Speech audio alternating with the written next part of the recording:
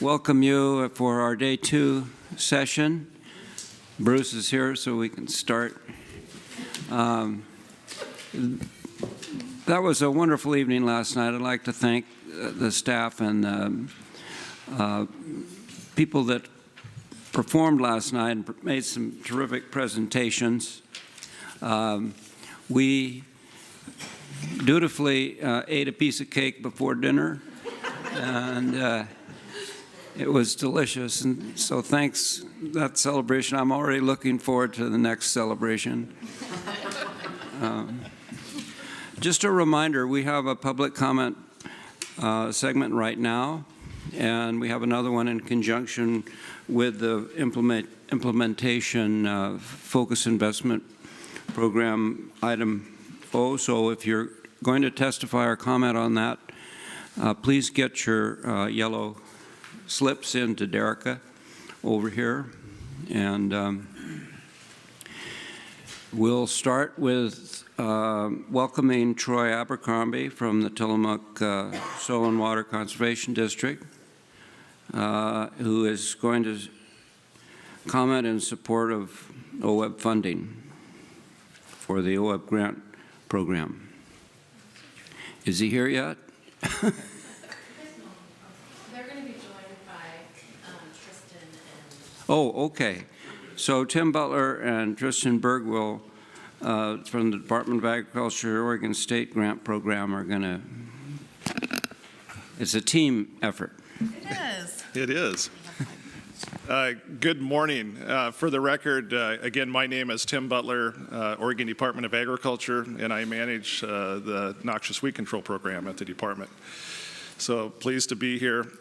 So we're just going to kind of start off a little bit on just in generalities about noxious weeds. And in our program at the department, our mission is to protect Oregon's natural resources and agricultural economy from invasive noxious weeds. So that's kind of what we do.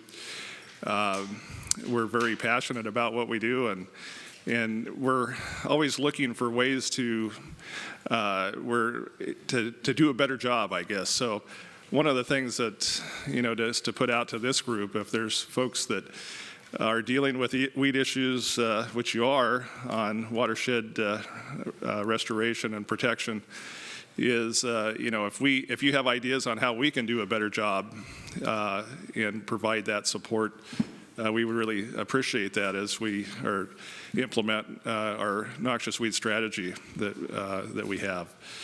So again, we appreciate that. The other thing is, on behalf of the State Weed Board, is just thanking the OWEB board, for the funding in supporting noxious weed control efforts. And there's a lot of good work that's going on around the state. And so with that, I'll just kind of pass it over to Tristan, our noxious weed grant coordinator, to give you a little brief overview, and then on to Troy with Tillamook SWCD. So again, thank you.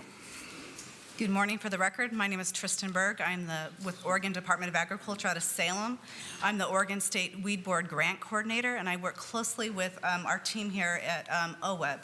And I want to thank Maida and you as board members and the OWEB staff for partnering with our Oregon State Weed Board Grant Program. The additional money that we received in last biennium, the $500,000 that went toward county funding, was very well received. We exceeded our request for great projects that were funded around the state. We had projects that were funded in Yamhill, in Harney County. Our partnerships with that county funding was able to start programs that had not previously been funded in noxious weed work in Jefferson County. We were able to get funding on the ground around the state that employed people to get the work done that were protecting our watersheds and our sage-grouse habitat, where our grants touch every part of our state. And our grants well exceed over 60% match on our projects with our project partner support. Just giving you guys another quick update, our 2019 grants closed in December, so we'll be we're in review stage right now. Next week we meet as our Oregon State Weed Board grant team, and prepare the evaluations for our board, which will meet at the beginning of February, where our board will award on our last part of the cycle for this current biennium. And we had 64 applications requesting over $1.74 million in funds. So it'll be exciting. We've got some tough grants to review. And I just wanted to thank you for the opportunity, and we look forward to reaching out to you more, possibly in April, as we update you on what actually had happened with our previous biennium funding. And I'm going to pass it on to Troy from one of our grantees at a local level here. Hi, my name is Troy Abercrombie. I'm the Invasive Weeds Program Coordinator for the Tillamook County Soil and Water Conservation District. Thanks for the opportunity to be here today. Thank you, Maida, Chairman, and board members past and present for your support of the OWEB, or the Oregon State Weed Board Grant Program. We serve a large land base with a lot of different challenges, which also creates opportunities, and we look for outside support in an effort to get our mission accomplished. And one of those avenues is the Oregon State Weed Board Grant Program funded through OWEB. And just the fact that that program exists gives my program a lot of confidence as we attack our mission, knowing that we've got broad support out there for what we're trying to do. The program itself brings a lot of people to the table and encourages partnerships and collaboration, and through that creates networking opportunities for us to create projects and work together across jurisdictional lines here in our region, outside of the grant program on projects independent of it. And so we're able to just through that initial stuff get a lot of things done and create some great relationships before we've ever even turned in an application. And when we're lucky enough to get funded, like we were this last year, we can really increase our influence to our base dramatically. This last year, we increased our net acres of invasive weeds treated by over 250%, thanks to being funded by a weed board grant. We brought in over 200 new landowners across 3 different major watersheds along 40 miles of riparian areas in streams and rivers in Tillamook County. We treated over 200 individual sites of noxious weeds, thanks to being funded by that grant. And we strengthened partnerships at the local level, at the state level, and also with our federal partners. And through that, maximize the support that they give us through their match funding and things like that. So we just wanted to come here, and on behalf of the district, thank you guys for your support. Without it, we would not be able to accomplish our mission. And we want to humbly ask that you continue to give your full support to the Oregon State Weed Board Grant Program. It's very important to us and many other districts, agencies, and organizations around the state. So with that, I just thank you. Questions from the board this morning? Maida? Just a comment. Yes. For the record, Maida Lofsgarden, and big thanks to all 3 of you for joining us today. As Tristan alluded to, and we'll be talking about later this morning, I just wanted to let you guys know that this is one of the grants that we're going to, you'll see in the summary of spending plan grant program areas, and we will plan to go into more detail in it in April. But I would encourage you, if you have questions right now, since they're here, to please go ahead and ask anything that you'd like to know. Jan. Yes, Jan Lee, for the record. I just wanted to say that the Oregon Association of Conservation Districts also strongly supports that program, and we sent a letter both to the university and the legislature to support you. Thank you. Jason? Jason Robinson for the record.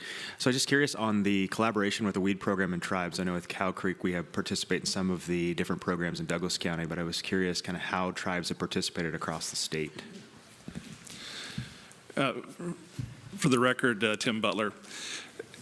We do participate some with the tribes. I think the Umatilla tribes we've done some work with. The Cow Creek tribes we have worked with for a number of years on the K-Bar Ranch. There's you may be aware of that, a Patterson's Curse project, a noxious weed that was found there in 2004. So we've had a long working relationship with the tribes down in Douglas County, and pleased to say there was about 300 gross acres that had Patterson's curse on it when we first found it in 2004. And due to the efforts through the work that we've done with ODA and also with Douglas SWCD and through the Oregon State Weed Board grants in collaboration with the tribes, that number, we have about a 99% control. So it's just down to just a few plants that we're kind of cleaning up and continuing to work on that project. So there's been some real successes there. Tristan Berg, for the record, I just want to quickly add on to that with the work that's being done with tribes. We also work with a tribe out of Harney County with our African rue grant, which is another A-rated species, and with a lot of our Oregon State Weed Board grants in areas where there is a tribal presence. They are an excellent supportive partner. We have had a lot of change in the land managers with the tribes over the last couple of years, and so we've got some really some new blood in there and some excited people that are trying to be more active partners, and even just allowing permission so that we can treat some of those A-rated or high, priority county species are a huge match on a lot of our projects. Great. Was that the Burns Paiute, Jason Robinson? For Yes, the record? yes. Yeah, Burns. Yeah, Okay. yeah. There's also an opportunity to leverage BIA invasive species funding through the federal side as well, which I think we've done with Cow Creek and the work in Douglas County. So that's another opportunity if tribes are involved in the program to leverage additional federal funds and treat more acres. So I think Yeah, it's a and that's great what program. we're seeing in a lot of those areas, so that's good. Thank you. Thank you. Well, Randy Labby, thanks to all of you. Troy, in particular, thank you for your report. It was impressive, and we like to hear the metrics. They're impressive here in Tillamook County. You're welcome. Thanks again. Thank you. Thank you.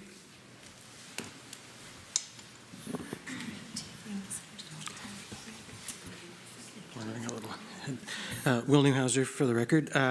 Next up is agenda item N, Andrew and Eric.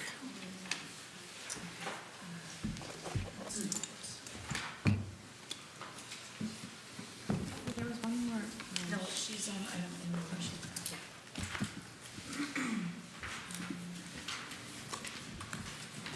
Good morning, Mr. Co-Chairs, members of the board. For the record, Eric Hartstein, Senior Policy Coordinator. Andrew and I are going to discuss some FIP action items for the existing implementation FIPs.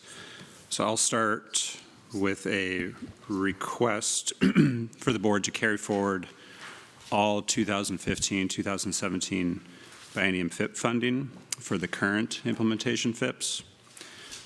FIP funding for the implementation FIPs is awarded at the beginning of each biennium and delegated to the director by the board to enter into individual grant agreements through the process that was described yesterday. In line with OWEB's delegated funds policy, that funding should be obligated in project-level grant agreements by the end of the biennium. And if not, there's really two options. One is that the funds get recaptured for use for the board's discretion, or two, OWEB staff comes before the board to do a carry forward request. So what we found in practice is that this is a little bit challenging. So for a couple reasons. One is a timing issue. As we noted yesterday, many of the implementation FIPs have a spring grant cycle. So what happens then is the projects are submitted. We have a technical review team meeting. If there are issues with any of the projects, there might be a back and forth between OWEB staff and the applicants. Once we get to a point where we're ready for a grant agreement, if the project is over $150,000, it goes to Department of Justice for a review, and all of which takes some time. And if you can imagine in the spring, towards the end of a biennium, it could quite easily go over that June 30th to July 1st when you're into a new biennium. So, and that's in fact what happened during the last biennium, where we requested that funds be carried forward for a number of the FIP initiatives. Another issue, and this is one that's it's of no fault of any of the FIP partners. You know, sometimes things just happen. Sometimes a grant funds can be obligated in a grant, and a landowner might back out, and then you have another landowner that's ready to go, but the funds are obligated in a grant agreement from last year, last biennium's funding. So we need to come to the board to do a carry forward request. And finally, I'd say that there's also oftentimes cost savings on projects. Things come in under budget. And it would be really useful for the FIP partnerships to be able to access that funding for use for other projects. So all of which has led to some carry forward requests over the last year and a half. And the solution that we've come up with is to, one, ask the board to carry forward all the 2015, 2017 funding. And at the same time, going back to our delegated funds policy and revising it to extend the obligation window for funding from 1 biennium to 2 biennia, so 2 years to 4 years. So it would really reduce the number of carry forward requests that we would put forward to the board. So with that, I'll pause and see if there are any questions. Bruce? Oh, thanks, Eric. I understood the first part of all the potential incidents that or situations that could cause a need to carry it over. I was curious, though, on the last sentence, what you were talking about on finishing under budget or finishing and then the balance of funds. That, rather than a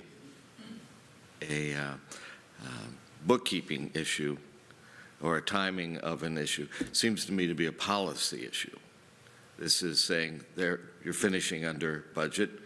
What happens to what is the disbursement of those funds? Do they come back and say thank you, or do we reward under budget? And there are implications to that policy that I think are deserving of talk by the whole board, rather, or more discussion than just by fiat changing the date, making that a policy decision, unless that policy decision has already been made. So maybe. Yeah, For the record, Maida Lofsgarden, I thank you for the question, Bruce. I think the policy decision has been, the policy decision that's out there actually does lump all those things into one category. And here's the reason. You award in a biennium $2 million to a FIP. That $2 million you have said is dedicated for that FIP. And so our operational policy within staff is then within that biennium, if they come in under budget, they can use it for another grant.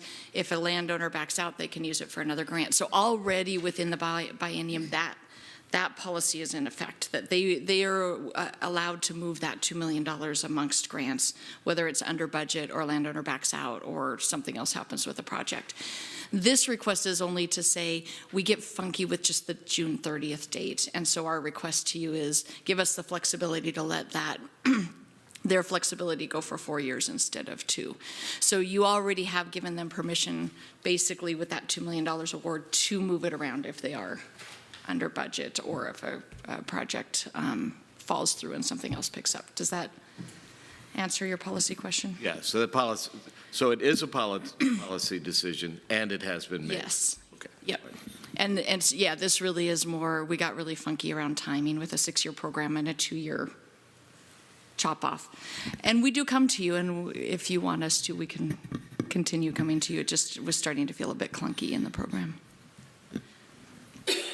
Other questions or comments from the board? Will Newhouser, for the record, yeah, I would support that change given the experience we've had over the last couple of years there.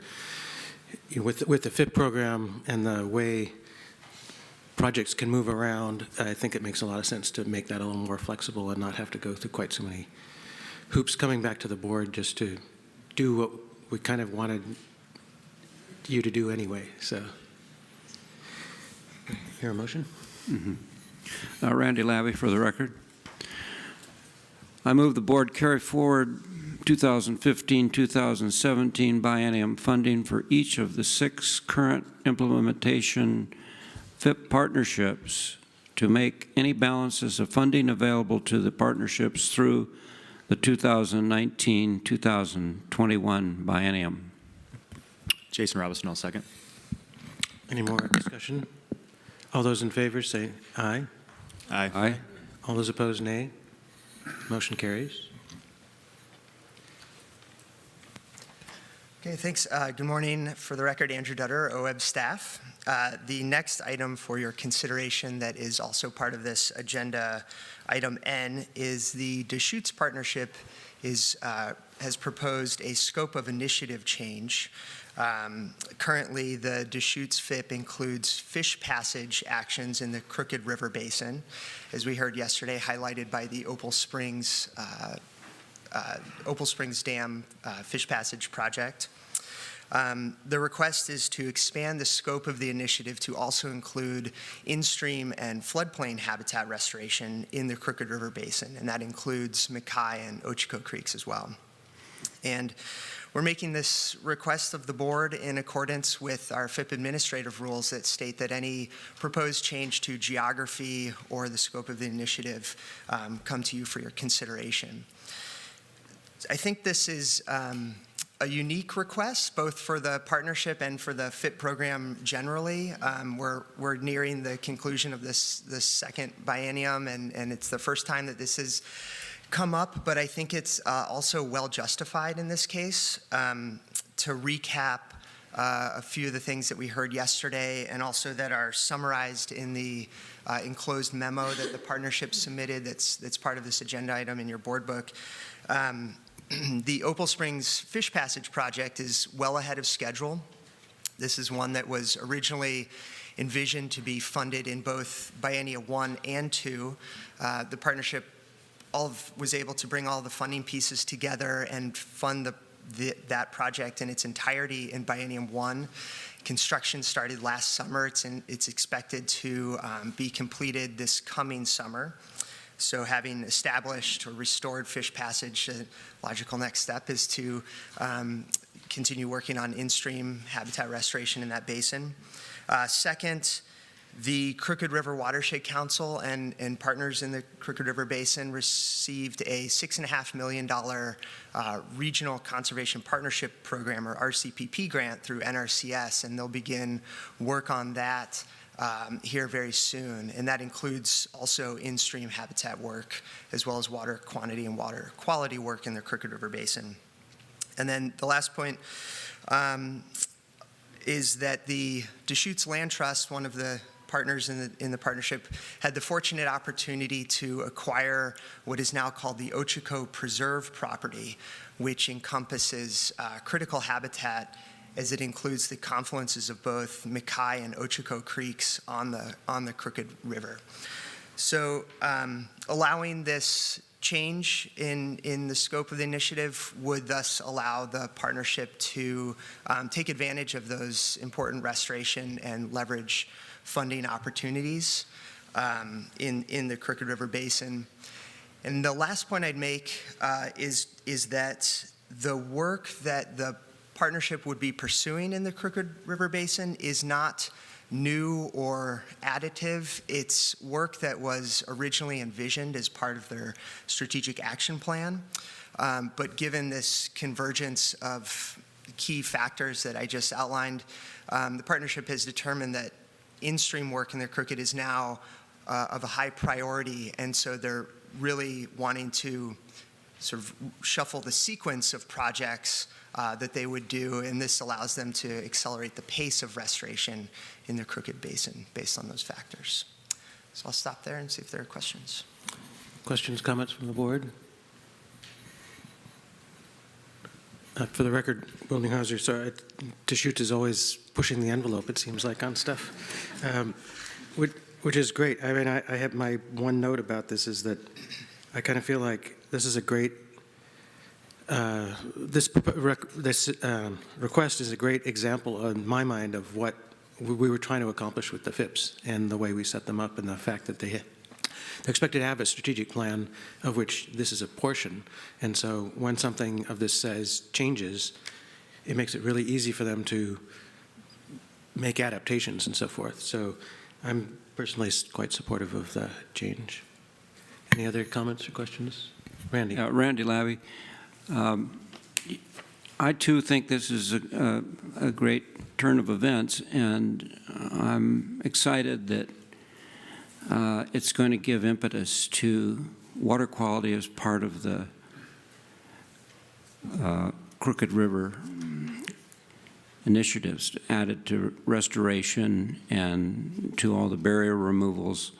It's going to, I think, help put water quality on the same level of priority. So I'm enthusiastic supporter. Any others?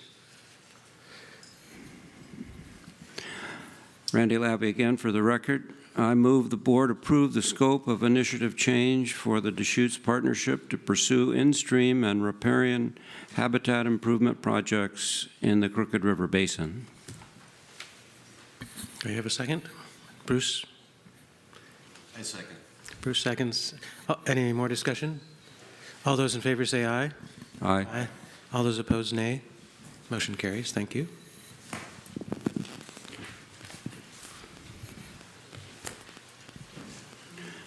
Okay, Randy Labby again for the record. We can turn our tabs to O. Eric Williams and the Focus Investment Program staff is going to give us an introduction to the selections segment. Yeah, and again, a reminder that we have public comment coming in the next section. Okay.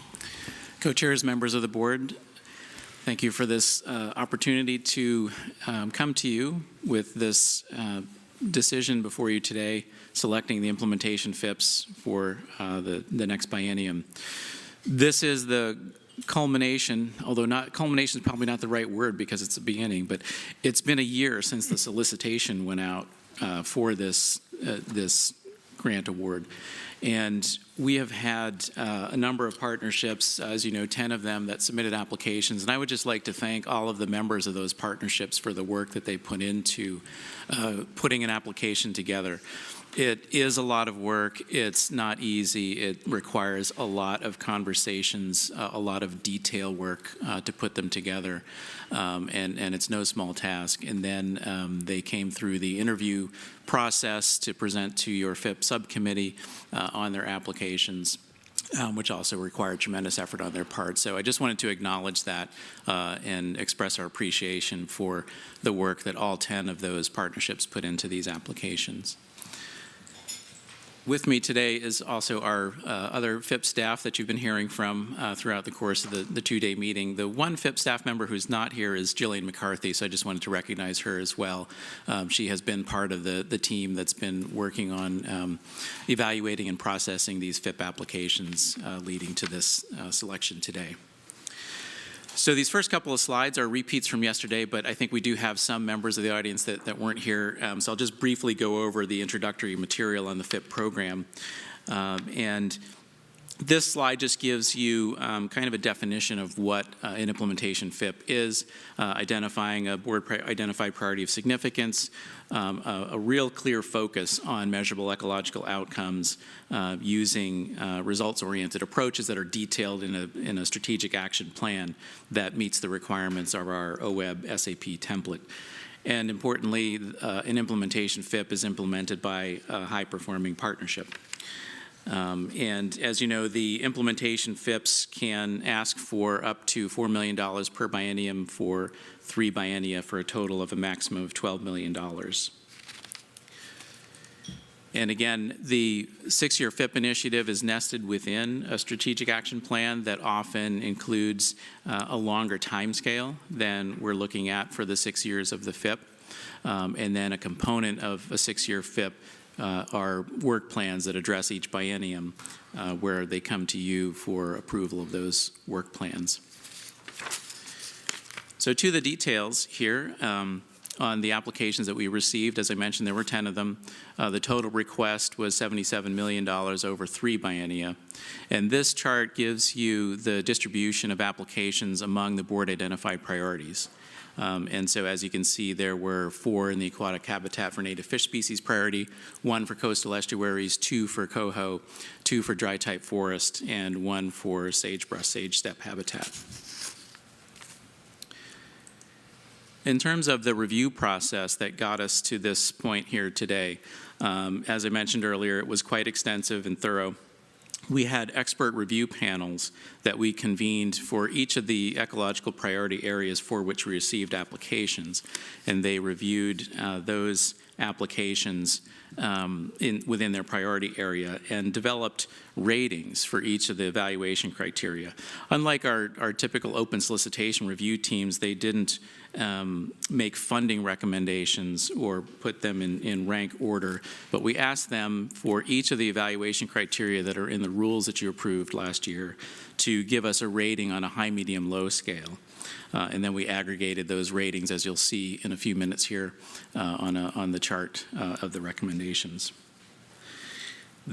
After that expert review team process, with the materials resulting from that in hand, the FIP subcommittee conducted interviews with each of those applicants in a 2-day process. The first day, each partnership, all 10 of them, were interviewed. And on the second day, the subcommittee followed up with questions from those interviews and then entered a deliberation process to make the funding recommendations that are before you today.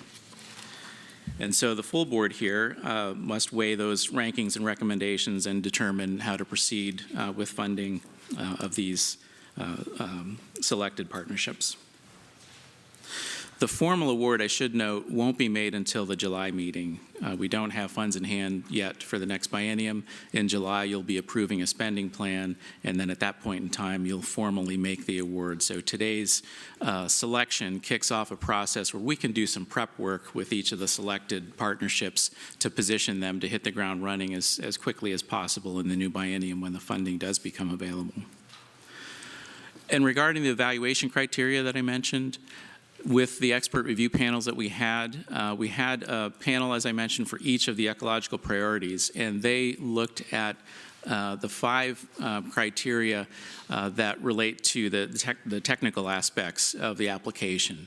And that related to the 5 bubbles kind of on the left, starting at the top and going counterclockwise, the extent to which the board addresses, or the initiative addresses a board priority, the extent to which the budget supports achieving the ecological outcomes, the scientific basis and planning tools to support the initiative, the ability to track progress toward outcomes, and the potential to measure that progress toward those outcomes.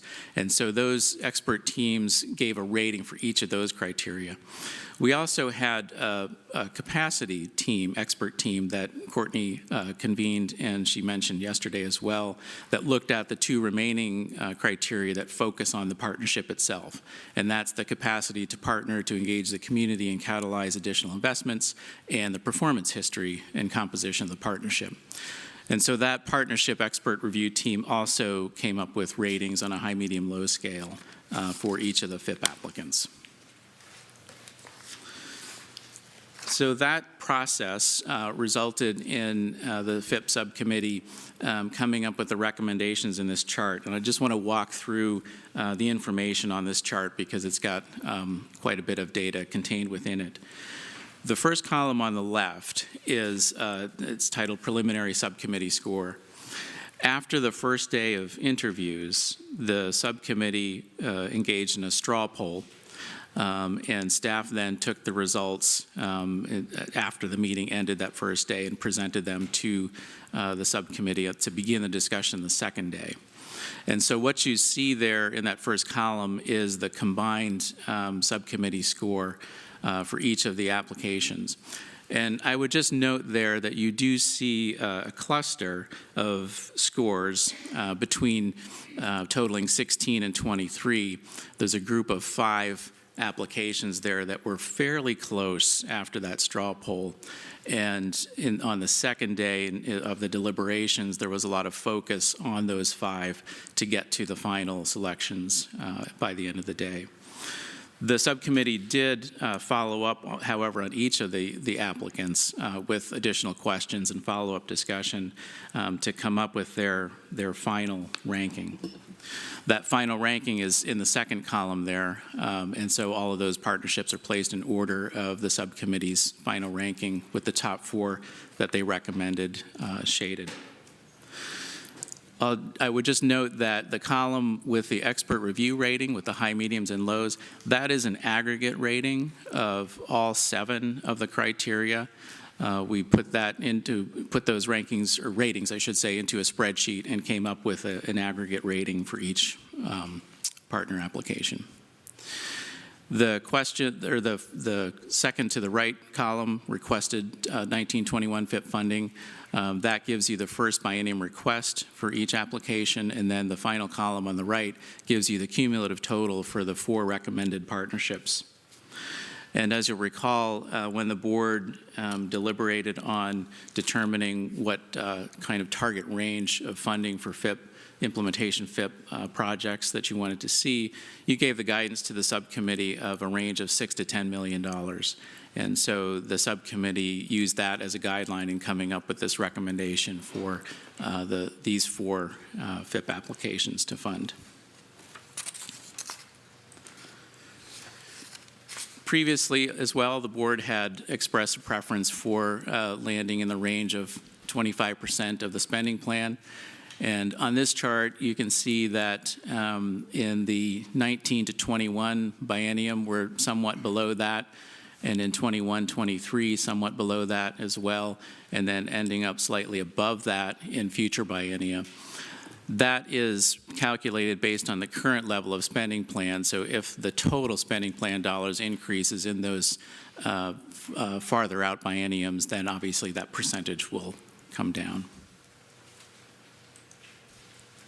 This map would give you the current 6 implementation FIPs, and then this map shows those FIPs with the 4 that are recommended in this batch of applications, giving you the geographic spread of all 10 implementation FIPs that would be operating simultaneously in the next biennium.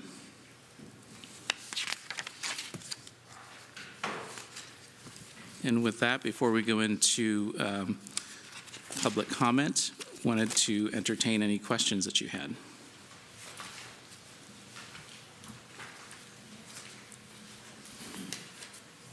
Will Newhouser, for the record. I guess the only comment I would have is I was standing in for Jason as co-chair on this end process, and I was really impressed both by the staff and the presenters and the cases that they made. The ranking and rating stuff, I think, is hard. And I think one of the things that's is a challenge for us as a board, and what I think was for the committee as well, is that the expert review teams are reviewing within their area. And one thing that I don't feel at least, have great visibility for is the difference in the way those groups may rank, or rate, I guess I would say. Because every group is going to be a little different in the way they're constituted and the way they approach stuff. So if you have any commentary on that, might be interesting, because that's always been one of the challenges of the FIPs, is we're comparing apples to oranges if you're comparing sagebrush to coho to oak forest. And so in that deliberation process, that's always a little bit in the back of my mind is, they are so different, and so you've got different people making their evaluations. So I wonder if there's anything any commentary you could provide to that. Sure. For the record, Eric Williams, that's something that we have acknowledged throughout the process, and it is a challenge. A couple of things that we do to try to address it is through good facilitation of those review meetings. And it is just simply different for a review team meeting that has 4 applications versus another one that only has 1 to go through. And so when we're facilitating that, we created as much guidance as we could on what a high, medium, and a low rating means for each of those criteria. And we attached a bunch of narrative to that to help understand the gradient that we're looking at for them to come up with a rating for each of those criteria to try to keep that as consistent as we possibly can. In the end, though, you're correct. You are comparing very different things to each other when you aggregate them together. And it's somewhat similar to, or I should say, I guess, analogous to the funding line process for open solicitation, where you're comparing projects across 6 different regions that are very different from each other to try to come up with where that funding line is to recommend the best projects. And the other piece of this is, and you did see it in these results that are before the board today, that is one of the reasons to have that detailed interview process so that the subcommittee can really wade through the results of that, and if they feel that some changes should be made, that's the place to do that. And you saw that happen in the chart there where the rank order was not the same from the straw poll to the final ranking. And that was as a result of following up on some of the things that came out of the review process from the expert teams that the subcommittee questioned the partnerships about, learned a little bit more about, and then decided to make the choices that they did in the final ranking. So I think I would just say that it's not a perfect system, but we're going to continue to strive to get as close to that as we can. And I think with each cycle that we go through, we jot down things that we notice that we might want to improve for next time. We did that in the 2015 process. We did that again this time. So leading into the next one, we'll continue to make improvements to that review process. Thank you. For the record, Maida Lofsgarden, I want to add first a huge kudos. Eric's right. The facilitation process is absolutely critical. And the second thing I would say, because they are always imperfect processes, right? Whether you go to a scoring process or anything you do still leads in that human bias. And one of the things that I found when we sat back and looked at a high level at these is what it does a phenomenal job of is breaking out the very top and the ones that probably aren't quite ready. It does that really well. And where Eric noted that middle section, that's where that subcommittee conversation really comes in. That's where you really have to have that debate, because it does a good job of getting you to the place of knowing where the conversation needs to happen. And so I give the staff a lot of kudos for getting us through that process and to that point to focus on that. And Courtney has a point to add as well to that. For the record, Courtney Schaff, I would just add that one of the changes that was made from 15-17 to 15-17 to this review was that we did have the partnership capacity expert review team, and they did actually review all of the applications, all 10 of them together. And that was one of the adjustments in order to get one expert review team to look at those capacity criteria across all the applications at the same time. Gary and then Jason. This is Gary.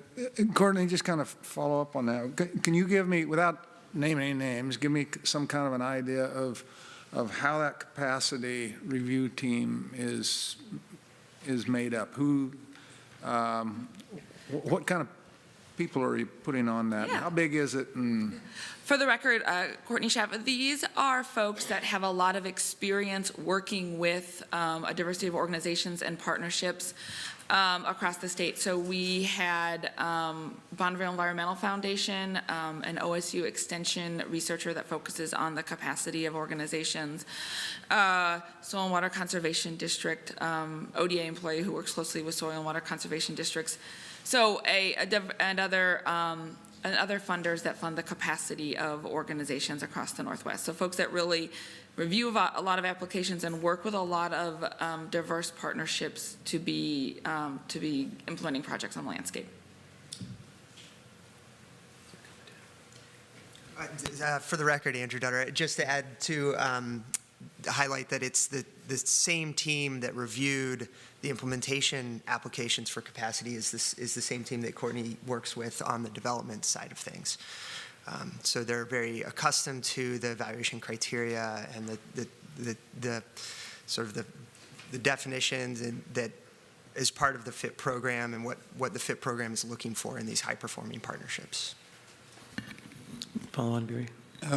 Gary, again, just a comment is that being on this FIP subcommittee, I think the whole process just works very well. And by the time it gets to us, then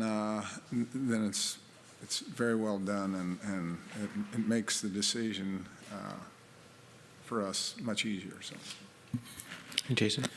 Yeah, Jason Robinson for the record. So I just wanted to recognize the tremendous accomplishment that we have in terms of 10 applications, $23 million, and we as a board set a cap at $10 million. And the ability to try to look at those high-level projects, $23 million worth, cap those back down in that $10 million range. I mean, it takes a lot of work up front. I want to acknowledge staff for that work in the FIP subcommittee. Once again, it's a success. We have this many applications coming in. It's unfortunate we don't have more funding to fund more projects, but at the end of the day, it just shows how well this process works to try to get the best projects up front. And I think that's just kudos to staff and to the committee for their review process. So thank you.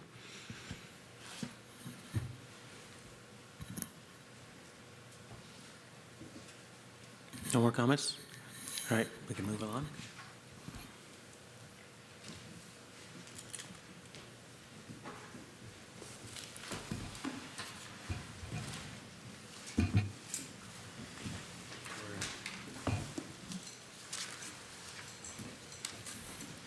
We're running about 15 minutes early. Yeah,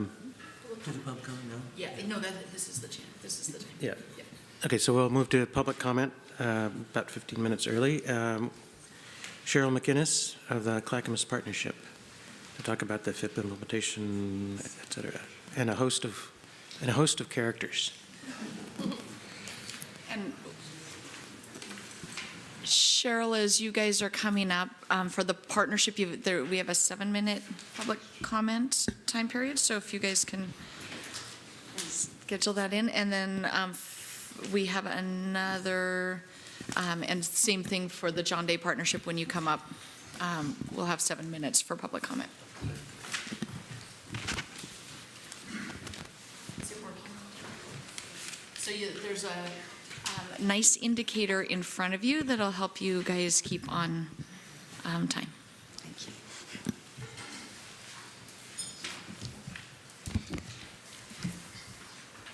Agreed. Good morning, co-chairs, members, and director. For the record, Cheryl McInnes, Executive Director of the Clackamas River Basin Council. We appreciate this opportunity to come before you this morning and highlight our aquatic habitat restoration proposal through the Clackamas Partnership. Partners presenting today include Jim Brick, Implementation Coordinator for the Lower Columbia River Salmon and Steelhead Recovery Plan, Oregon Department of Fish and Wildlife. Tom Salzer, General Manager, Clackamas Soil and Water Conservation District. Doug Neely with the Great Oregon City Watershed Council. Gail Shalom, Clackamas County Water Environment Services. Cheryl McInnes. The Clackamas Partnership proposal focuses on the FIP priority aquatic habitat for native fish species. In November, I watched the subcommittee's thoughtful deliberations and incredibly hard decision-making as they reach their recommendations for you all. Today, our public comments are made in the hope that if additional funding is available, that there's a favorable decision for you, including the Clackamas Partnership proposal. Our initiative includes strategic actions that will make progress toward delisting Clackamas populations identified in the Lower Columbia River Conservation and Recovery Plan, and complement increases in smolt production that have been achieved since PGE completed their facility improvements recently. Restoration projects with performance measures are identified for the next 3 biennia. The timing coincides with significant match that we anticipate from 2 of the 3 remaining PGE fish habitat funding cycles to be awarded in 2020 and 23. Good morning, Jim Brick.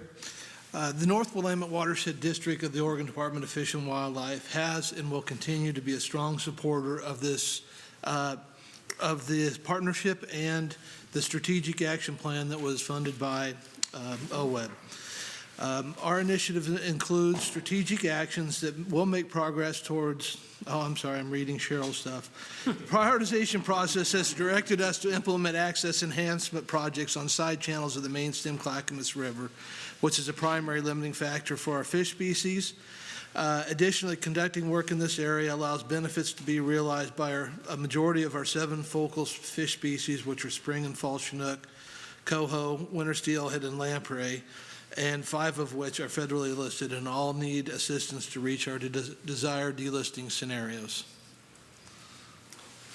Good morning, Tom Salzer. On behalf of our partnership, we truly appreciate OWEB's investment in focused investment partnerships. FIP capacity building funds have helped our more than 15 agencies build an even stronger partnership, develop a strategic action plan, and identify and prioritize restoration projects with detailed performance measures. We publish this information through a web-based database that is gaining interest from other districts and watershed councils throughout Oregon, as well as in California, Idaho, and Washington. Thank you. Thank you. Doug Neely. Tributaries of the Willamette, such as Abernathy and Johnson Creeks along with the Clackamas River, provide critical cold water refuge for sensitive species reported by the USGS. The Clackamas Partnership was formed to include each of these areas for their habitat value to this initiative and to the Willamette River Basin. Migrating adults access tributaries during periods when the Willamette River temperatures are high. Also important to note is the value of Abernathy Creek's critical habitat for a lamprey, Pacific lamprey, where lamprey population has the lowest extinction risk rating for the Willamette Basin watersheds as reported by the 2018 Pacific Lamprey Plan. Gail Shalom. Clackamas County agencies are supporting partners in the Clackamas Partnership. Water Environment Services is one of the MS4 permittees in the basin, working to improve stormwater management practices and water quality. We have a history of partnering with the organizations in this partnership because our agency recognizes the benefits for water quality protection and restoration that will result from this plan. Cheryl McInnes. The geographic focus of our initiative gives you an opportunity in the Northwest part of our state to improve habitat for Clackamas population species and for critical habitat where fish migrate to the upper Willamette. Thank you for creating FIP. Restoration projects included in our initiative could be pursued through OWEB's open solicitation grant process, but can be streamlined and made more efficient, and the ability to identify high priorities as we go. We do have the 3 biennia identified with high prioritized projects. We thank you if we are included in this round of FIP implementation initiatives. Questions, comments from the board? For folks? Randy? Yeah, it's Randy Lowey for the record. I participated in the first round of FIP competition and on the committee, and I know how, I relate to how difficult this decision is. I'm a public at large member of this board from Portland, and I love to fish the Clackamas and the Sandy. And those 2 urban rivers are potentially going to miss the FIP opportunity, which I regret. Our director lives overlooking your river. And so the point I'm trying to make is that this board is not influenced politically. And you look at that map, and we are, in our first FIP decisions, are heavily weighted to the east side of the mountains and the south side of the state. And I guess I would feel a lot better if you people could tell me that you can accomplish what you are set on accomplishing through open solicitation in the near term.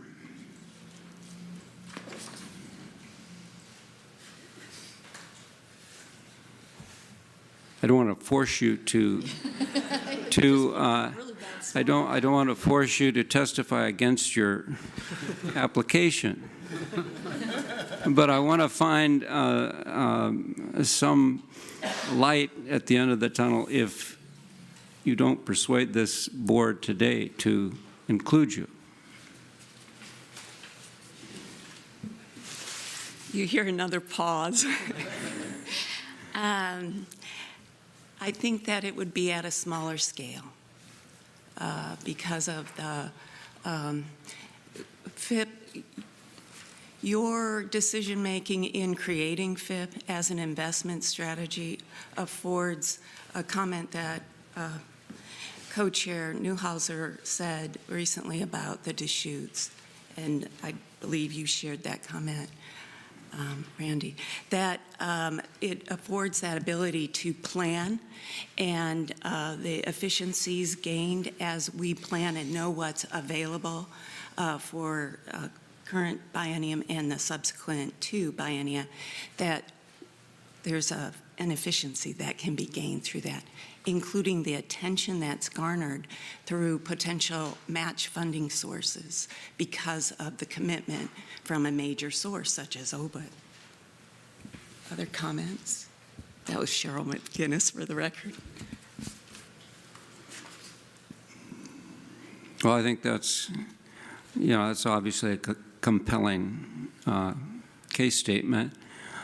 I think another one is that both the Sandy and the Clackamas have unique challenges being in urban rivers, and 6 years through the open solicitation process. That being said, if the board decides to change their recommendation, I would eagerly support it. Thank you for Could I your make a testimony. comment, Doug Neely, for the record? The FIP opportunity has given us the opportunity to work as partners, and I think we've been able to look more holistically at our runs that occupy all these streams, and so there's been a big benefit in this FIP approach, and that's all I wanted to say. Thank you. And for the record, Tom Salzer, we appreciate your love of the Clackamas and Sandy and hope you will continue to fish there. Thank you. Thank you all.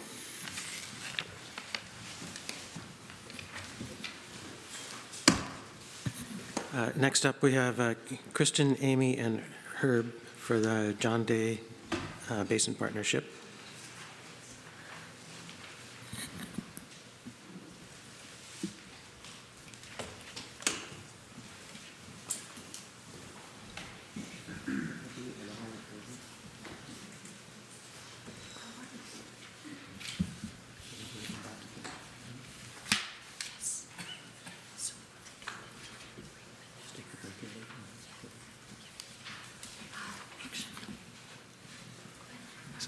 So same rules, you'll have about 7 minutes, and then we'll have a little bit of Q&A. Welcome.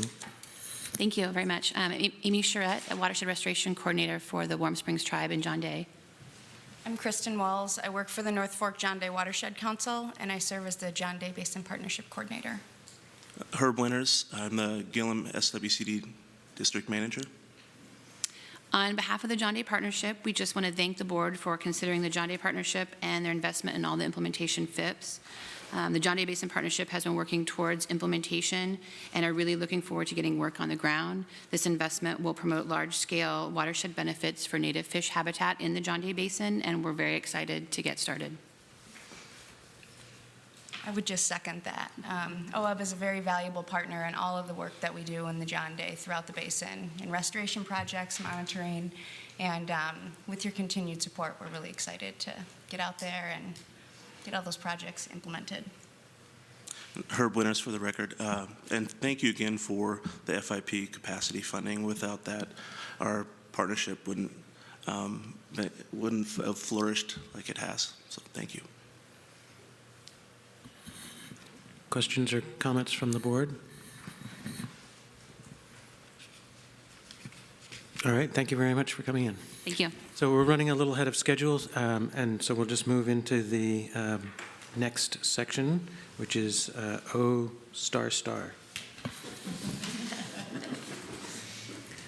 Okay, we're going to, Randy Labby for the record, we're going to start the funding action on the FIP process. And Eric, you're going to lead us through this?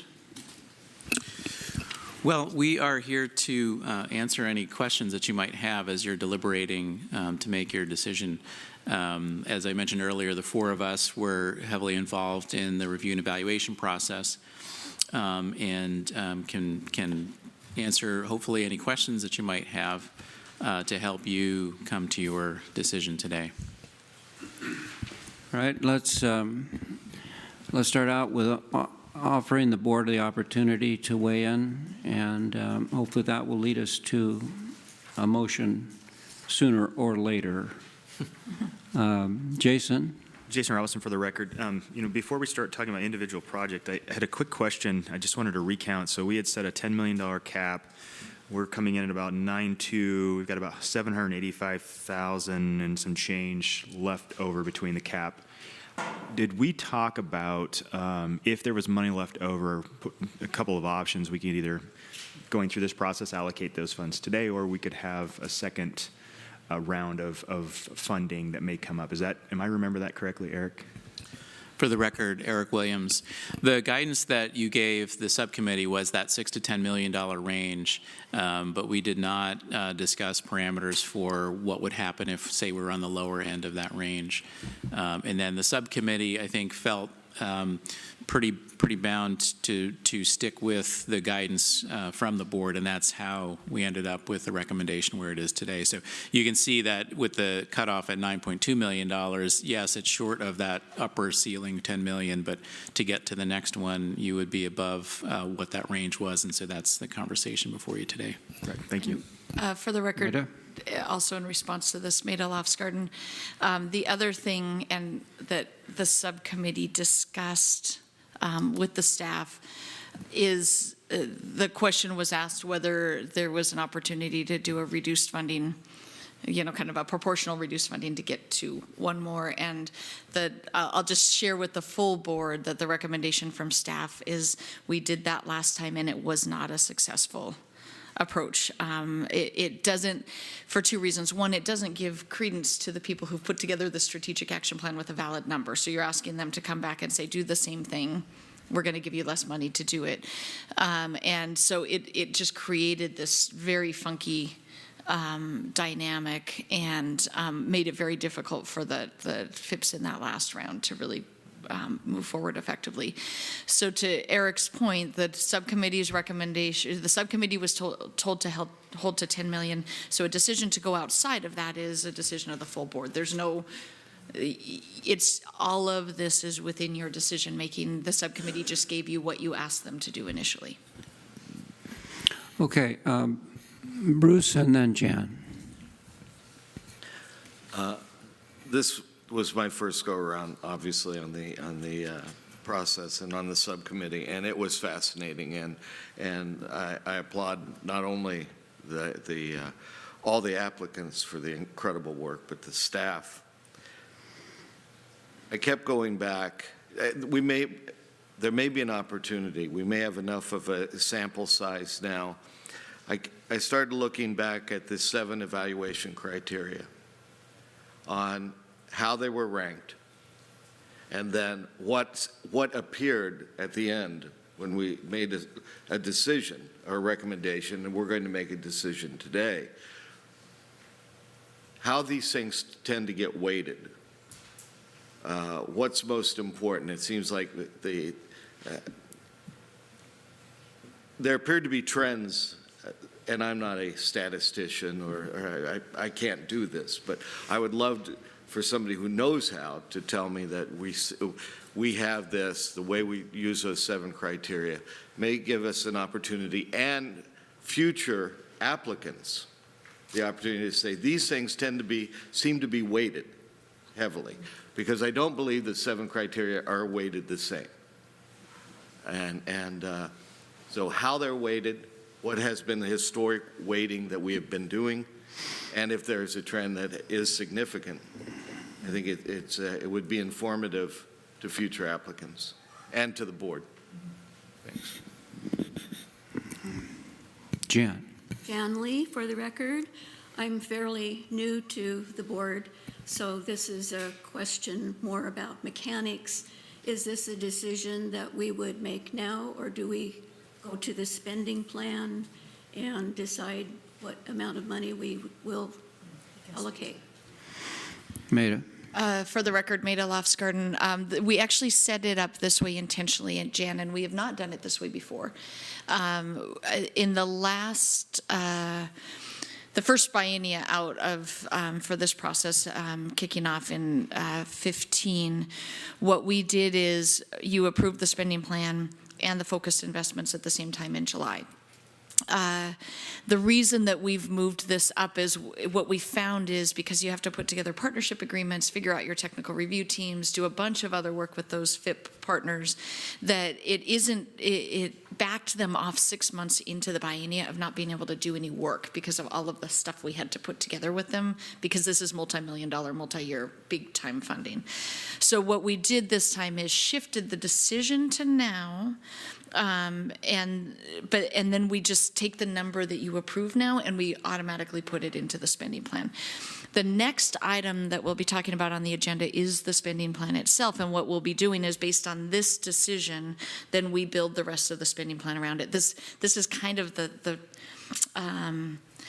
it's the first decision point you have to make for us to understand how much money we have left sitting around the rest of it. If, just so you're aware, if you want to have a conversation that includes more than the 4 that are recommended there, we actually have a set of slides that we can show you that show you what happens to the spending plan in each of those scenarios. So we have set those up for you today, but only if that's a conversation that you want to have that's different. If it's the 4, we'll show you in the spending plan what that looks like. If you want to play around with what other options look like, we can show you that now. But we do ask that you make the decision today so that we can get those FIPs set up and then build that into the spending plan. Will. So, Will Newhouser, for the record. So sort of a follow-up to that. When the board said a $6 to $10 million range, that was also based, which is around the 25%-ish. It was also based on an assumption of what the total available would be. Has there been any update or change from the state on expectations for how much we would receive? For the record, Maida Lofsgarden, and actually what I might do, could you guys pull up the spending plan, just the first slide on the spending plan, and I'll show you guys under actually item, if you flip for a second to item P, attachment B. Yeah, that slide.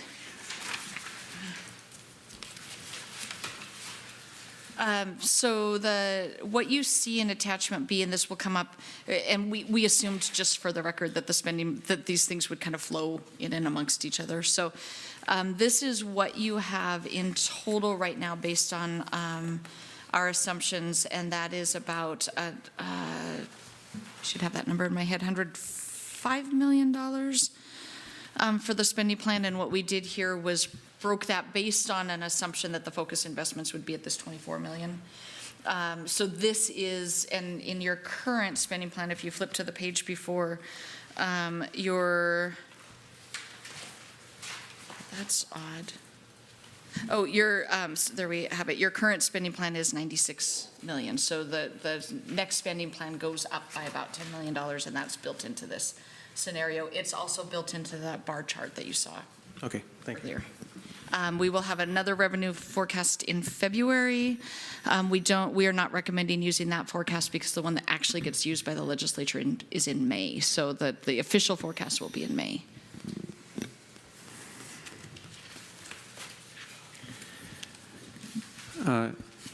Yeah, Meg. Thank you, Randy. So I haven't been also through a FIP evaluation process before, and I really appreciate everything that has gone into this, all of your work. It seems like a huge lift for everybody involved, from the applicants to the staff to the subcommittee members. And I'm trying to, getting to your point, Bruce, I'm trying to see if, I'm no statistician, but I can't see a pattern emerging in terms of if there's a weighting, what it is. If you look at the expert review ratings, you would come to one conclusion, but they obviously are not the whole picture here. So then we read the narrative. The board subcommittee discussion was very helpful, the summary of the discussion, for someone who hasn't been involved in this and trying to understand the final ranking. And I don't know whether, it's those ones in the middle that are the challenge, of course, as we were saying earlier. I don't know whether there's a way to say with more clarity what caused these, or the projects to rise to the top. You know what I'm saying? This feels like wading through a little bit. I feel like I ended up with a pretty good sense of how the subcommittee made the recommendation, but I don't know, just for future purposes, whether there's any way to bring more clarity to that. What made, especially for the ones in the bubble, what made this project go above, sort of? Go ahead, Andrew. For the record, Andrew Dutter. Thanks, Megan. I guess to help maybe put some context on the idea of the weighting in terms of the ratings, just to clarify the way that we came to the overall rating that you see for each partnership, that basically what we did was assign a numeric scale to the rating in each evaluation criteria. So I think there's, high, medium, low, and then there's plus minus for each. So there's a total of 9 ratings. So for each criteria, if it came out to be, say, a high plus, that would be a 9, a low minus would be a 1. Each of those ratings in between had a corresponding number, and then basically average those across the 7 criteria to derive that overall or aggregate rating. Okay. Maida. For the record, Maida Lofsgarden, I am going to just set something out there for you, because we do have a lot of new folks that I would say, and I'm looking to Will in particular, because he started this whole kerfuffle of FIPs back in the day. So I'm gonna look to Will, because I'm gonna set out what I think is your decision point, but I really would want to see if he concurs. I think we can put your decision point up at a fairly high level for those of you who are new here, and that is, you have a spending plan. It's going to be $104 million. Within that spending plan, and we'll talk about it later, there's a lot of decisions that you make. One of those at a very high level is, what's your appetite for focused strategic investments, and what's your appetite for statewide responsive grant making? And this has been the debate, for those of you who've been around, this has been the debate since we started looking at FIPs in 2008. at a very high scale, both of them invest in the same things. If you look at a grant, there's a restoration grant in FIP, there's a restoration grant in open solicitation. There's a technical assistance in each, there's a monitoring grant in each. So when you look at grants and when you look at the projects on the ground, you are not funding different projects. What you are doing is making a decision about the way in which those projects are invested through a strategic initiative, through an open responsive grant making. And that's a very high kind of philosophical question for you, which then gets broken down into this thing about where do we put FIP and open solicitation in the spending plan. And we've got a couple other slides. We can show you what happens in the spending plan as you move down this chart. So I think one of the things that always concerns people when they look at something this close is that question about, are we making the right decision or not? This is a lot of money. Are we making the right decision? I would say from our perspective as staff, either way you go is a right decision, which doesn't make it easier, right? You don't have a wrong choice here. It's a policy question for you of, are you guys willing to take that next step, a different step, and move more money into focus investments? Is there a compelling enough reason to keep that in open solicitation? So I want to keep you there, and they're close because they really are close. So I don't think I think even if we were to go to a different system, we were gonna end up in this spot where we've got these 4, 6 in that middle range that were just really held together. That may not have been helpful at all, but I just want to make sure that we're keeping that decision at the right level. And I can show you what those numbers look like if you want at each of those. Yeah, so we're going to have some further question here, but just one statement by me. That, Randy Labby, that was helpful, Maida. And, I'm wondering, I too look to Will for extra guidance on this issue because he's been through both of these cycles, and he is one of the founders of the FIP program and designers of the program. I'm wondering if the board, given this dilemma that we seem to be facing, would, or whether it's appropriate to consider, if you will, an interim spending adjustment on our FIP program relative to open solicitation. So that's a question. And Will, you want to, and then Gary? And then Bruce. And then Bruce. Will Newhouser for the record. So, boy, give me a chance to get up on my horse or something here, I guess. But a couple of reflections. So before we even got to the FIPs, I think 8 years ago at Maupin was a retreat, and Tom Byler, who was director at the time, had a sort of analogy to think about the long-term investment strategy, which was to think about it like a financial portfolio, and that if you have savings, that you want to have a mix of investments in that so that you have things that have different returns and different risk ratios and so forth. And every investment advisor in the world will give you a different answer to what they think your portfolio mix ought to be. But that was a way that he thought about this problem, which is, how do we want to invest and in different kinds of categories? And one way that I had thought about it was a sort of different analogy, was that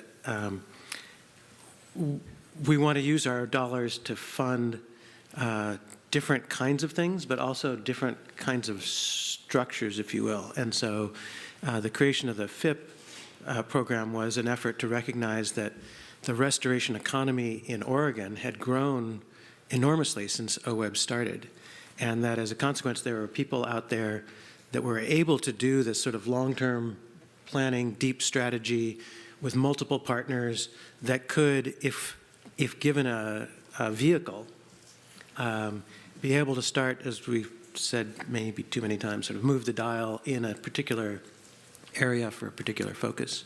And that we wanted to encourage those kinds of larger scale work efforts in the way we funded, as well as the one-off open solicitation projects. And I think we've seen the benefit of that in earlier discussion with Deschutes and others about creating a mechanism that gives them some funding, some flexibility within a funding pool that still has a lot of mechanics behind it for staff, as well as the project, as well as the applicants or the grantees at that point, to move the funding around based on conditions on the ground, which you can't do so much with an open solicitation kind of setup.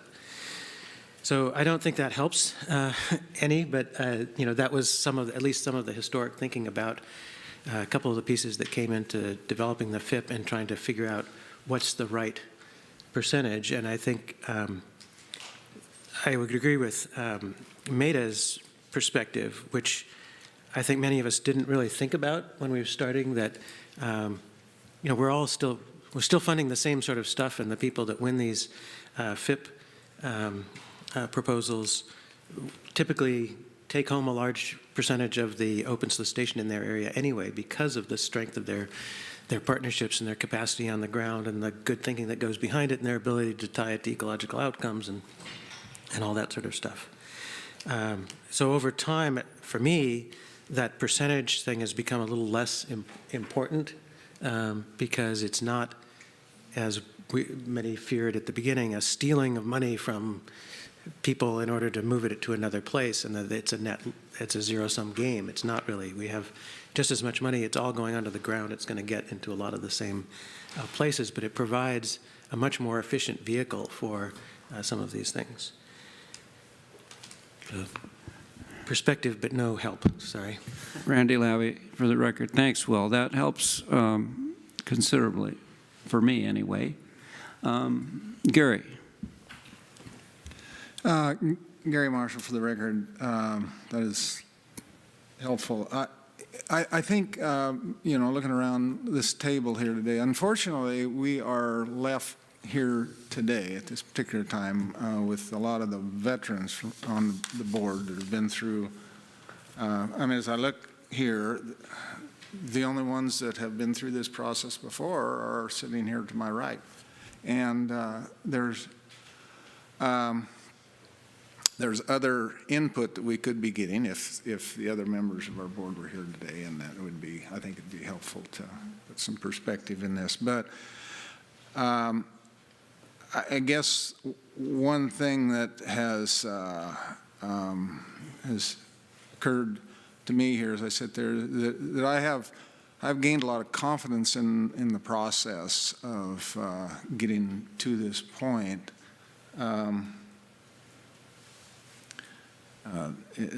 Using your, the talk about investments, that as a good investor, as opposed to a speculator, is building some kind of a margin of safety into where you're putting your money. And as we go along here, and as we continue to develop this process, and and I think the applications and the whole thing is improving as it goes along, then we get it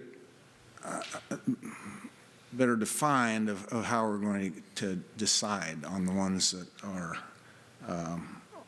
the ones we pick and invest in. And so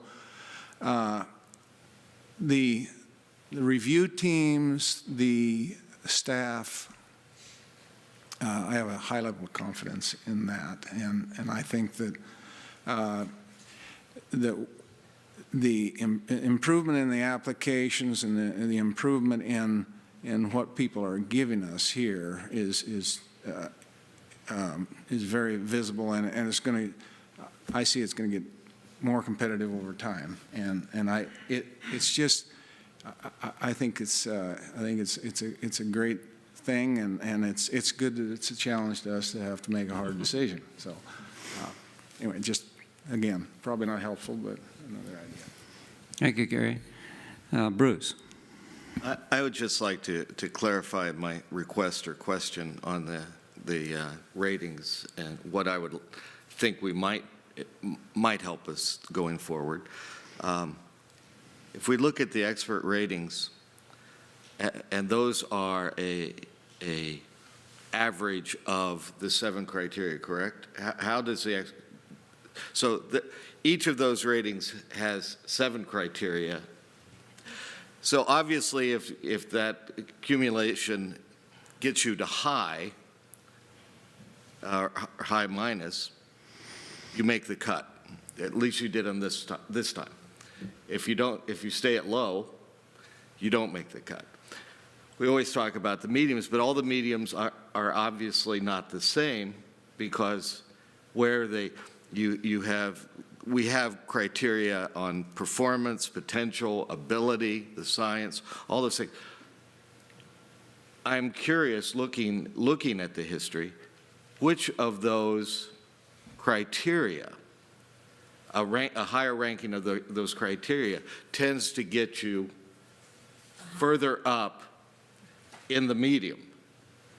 And so if you're out there looking at it and you go, well, we do great here, we do great here, but we find that really what we look at when we make that decision in the medium is we look at performance history, or we look at potential, or we look at a combination. So we may look at that and it's none of the above. There may not be anything, but I am curious whether there is something that we do consider we weight more heavily when we actually get to the award section. So that was my request. Randy Labby for the record. I think the decision we have, we gave the staff the discipline to do their work, and I think they've done a terrific job. And we just have a situation where there's some terrific proposals in front of us, and I think it comes down to whether we want to make a change in our FIP open solicitation ratio on a temporary basis to include another applicant. And do you guys want to see what that looks like? Yeah, so Will Newhouser, for the record, Yeah. 2 things.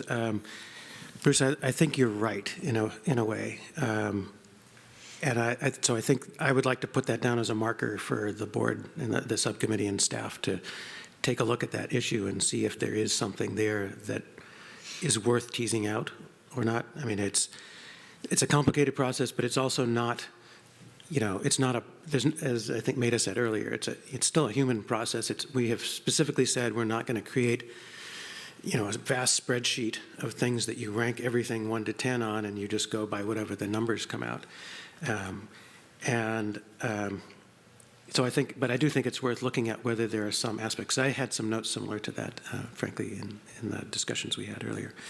The other thing is, I think I'm with Randy. I think, we're making trade-offs. So I would like to, we'd had a discussion earlier, and before the meeting, between the chairs and staff about this issue, and I think it's worth looking at some alternative scenarios so that we can make an explicit choice rather than not knowing what our trade-offs are and just sticking with what we thought a couple months ago would be a good place to go.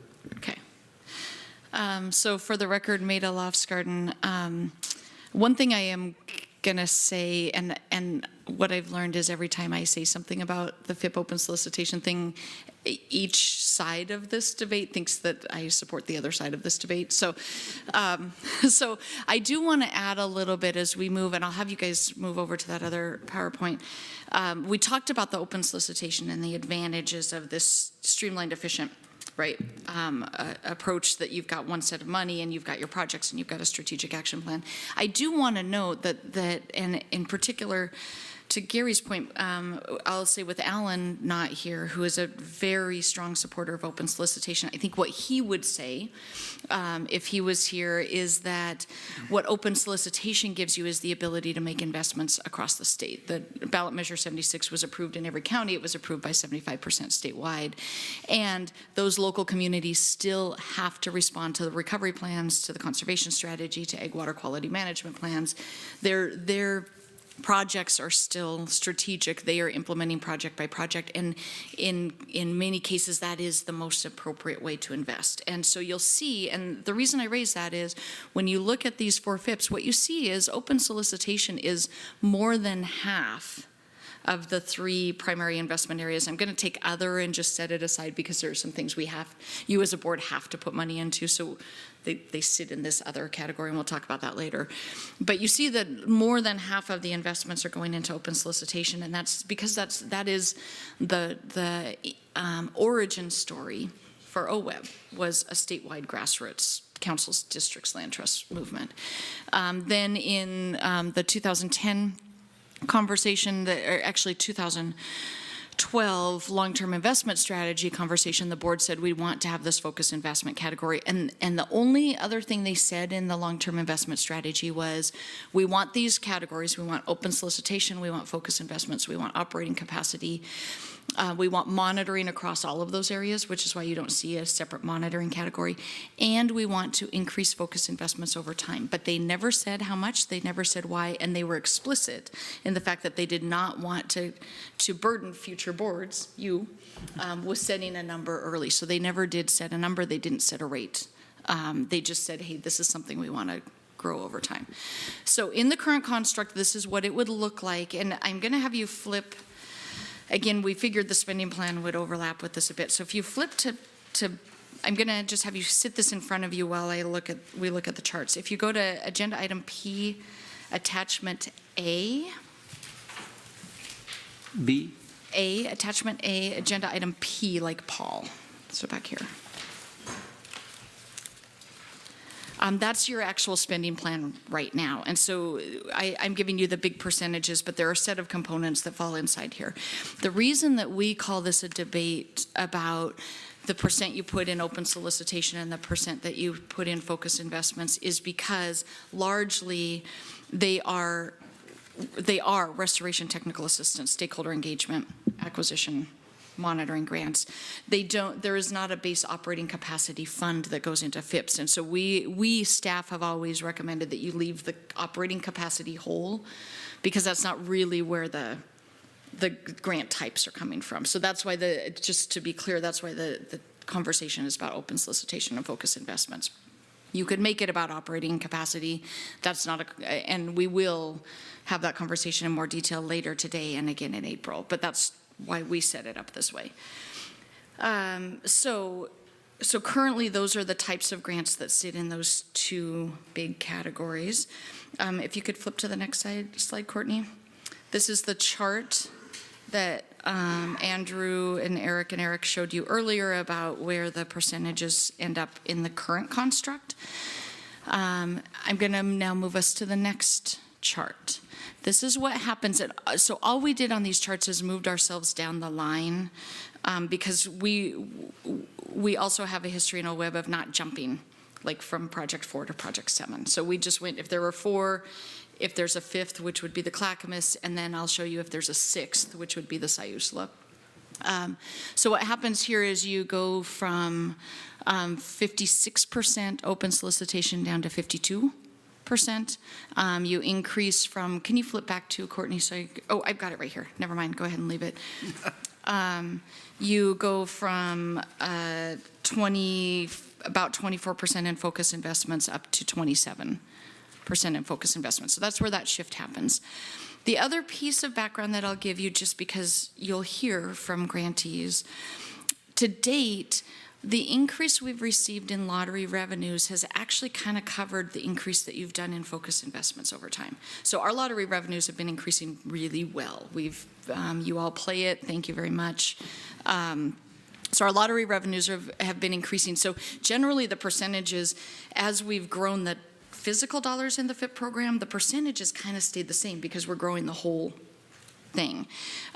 This going to this percent actually will require, if you look at your spending plan, that table, that we would be actually probably reducing a few of those line items, like the restoration line item or the monitoring line item. That would be the first time we've done that in order to put that in the other place. As we've mentioned before, those are grants that would have come through open solicitation anyway, so you're taking the grants and the money. But when Eric goes out and does his 6 regional review team meetings, they will have a smaller piece when they review the restoration applications of that dollar amount for those 6 regional review teams. If we go to 5, will be a smaller dollar amount, unless revenues go up a lot more than we expect them to. Courtney, go ahead and go to the next. So this is what the percentages look like. So what would happen is this biennium, you would pop over the 25%. Because of the funkiness of the other FIPs going away next biennium, there's a little bump down. And then you end up sitting in about 30 to 33%. That's if you continue to decide to invest $10 million a biennium. So FIPs roll off, new FIPs roll on. So that's, the percentage goes down a little bit because your current FIPs are high, and you'd be adding 10 million next biennium if that's what you decide to do. The last one I'll just pop up for you is if you did 6, and that is you go down to less than half in open solicitation and up to 31% in focus investments. So I'm just going to stop there and see if you have any questions about the policy. And why don't we pop back to the 5? So we don't panic a whole bunch of people sitting in the audience. So I don't know if that's helpful or not, but we thought we could at least give you a sense of what your decision, what it looks like. Randy Labby for the record. Thank you, Matt. I was getting subliminal messages from Alan Henning as well. That's hard. I actually think he's under the table. Meg. I do want to talk about this, but I also wanted to further maybe clarify what I was trying to ask earlier, because at least it would go to the future kind of in terms of how we might get the information. What I was really trying to say is there's these medium projects, and if we could get something, maybe it's just not possible, but what I was hoping is if there's something from the subcommittee that would say with clarity, these are why we chose, this is why we chose, this one rose to the top, really. It's really just being able to read it and say, okay, I get that, I see that. And I have a lot of confidence in all of the decision-making that happened here. It's really more just, if we had to pick 4, and I don't know whether that's where we'll end up, but being able to understand the committee's process.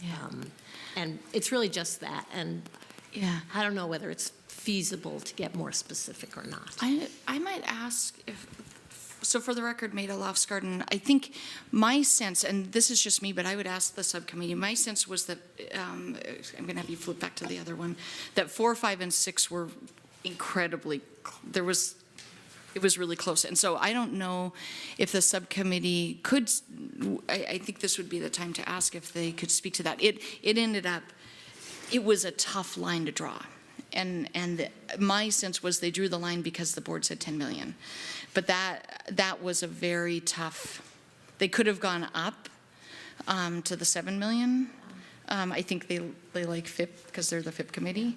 But I don't know if those who were there would be able to speak to that, how close that was.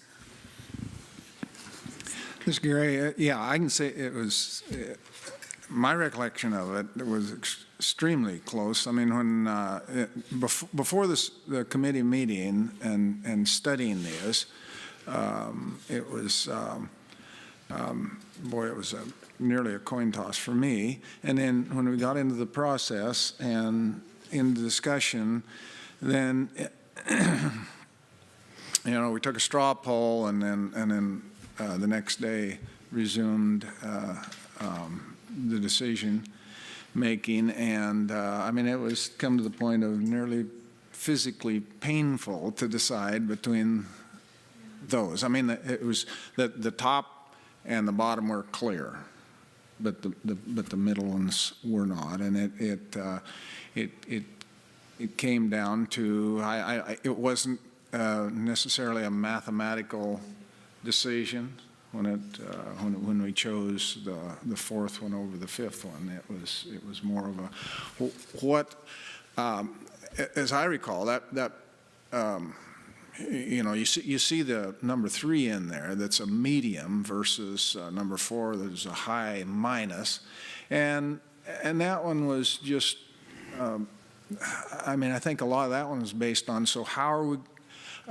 What is the ecological benefit here that we can really get from this particular one over the next one? And that's the reason that it came in actually higher than the high minus was, but because it was potential of just putting over the top a delisting of particular species there. And so for the money that we were investing, it looked like a good project. So.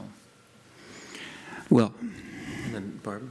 Yeah. Will Newhouser for the record. So yeah, bringing up the Warner one that's the one that moved, obviously, and the primary reason I think was when we looked at the expert review ratings and the concerns they had raised, and then in the interview, felt like the rating was exactly appropriate for what we'd asked them, how we asked them to evaluate.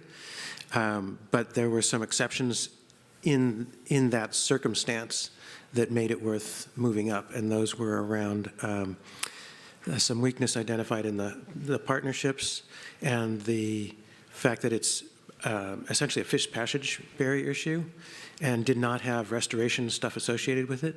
But once we went through the dialogue with them and staff, it was well, that is the problem, is the fish passage. And so the lack of additional restoration actions was not really a weakness in this case, given that circumstance. And we had a little bit of that discussion yesterday with, or at dinner, I can't remember which, about the Tillamook Salmon Superhighway, which is all about fish passage, but there's also restoration that needs to go with that. And so trying to get that perspective was important. In this particular case, there wasn't perceived, as best as everybody understands the science today, a need for that restoration. The other aspect was in the partnership, where there were some concerns, I think, about the partners that were there were the right ones, and the people who were representing them were the right ones, but there wasn't a lot of backup. And that's like, well, yeah, because there's only one person out there. That just because the population size and other things, that there is no alternative to that. And we've seen other very well-functioning partnerships in the last 2 days who've had to go through leadership transitions, and we have to accommodate. And that's life. So I think that one rose up because in digging into it a little deeper, the subcommittee felt like the expert review rating was exactly right on for what directions we'd given them, but that given that circumstance, it could rise higher. So that's on that one. I would echo other people's comments that the medium-rated ones, very similar.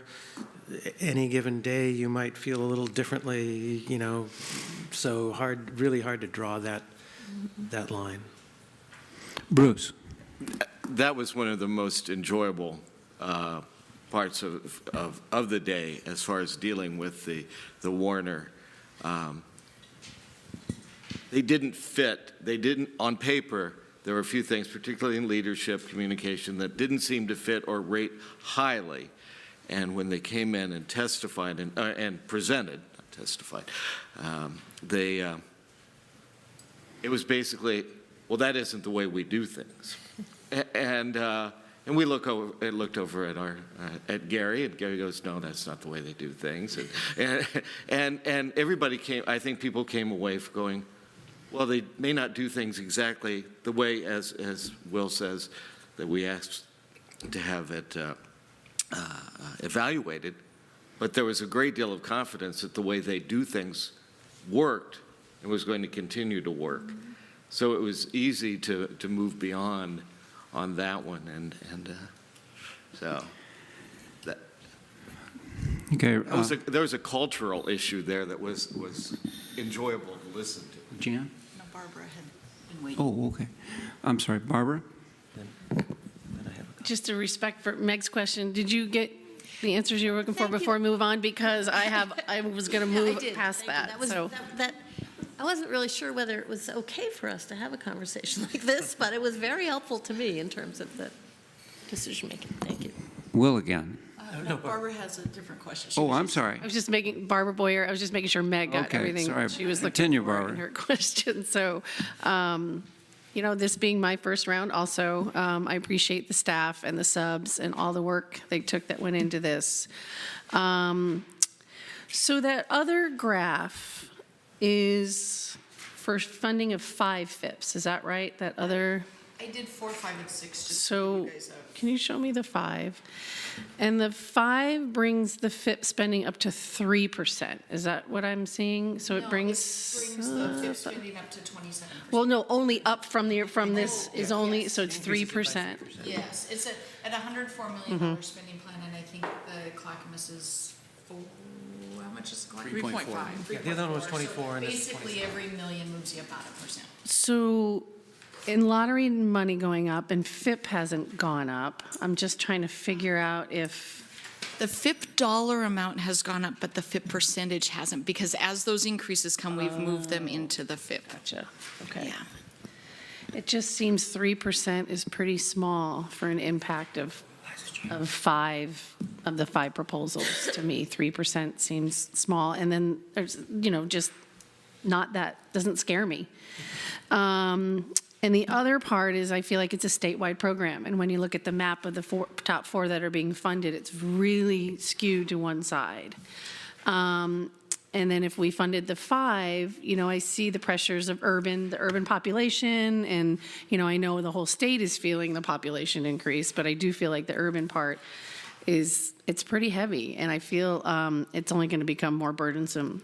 And if we went to 5, funding the 5 proposals, 6 years is a pretty big impact for the urban area.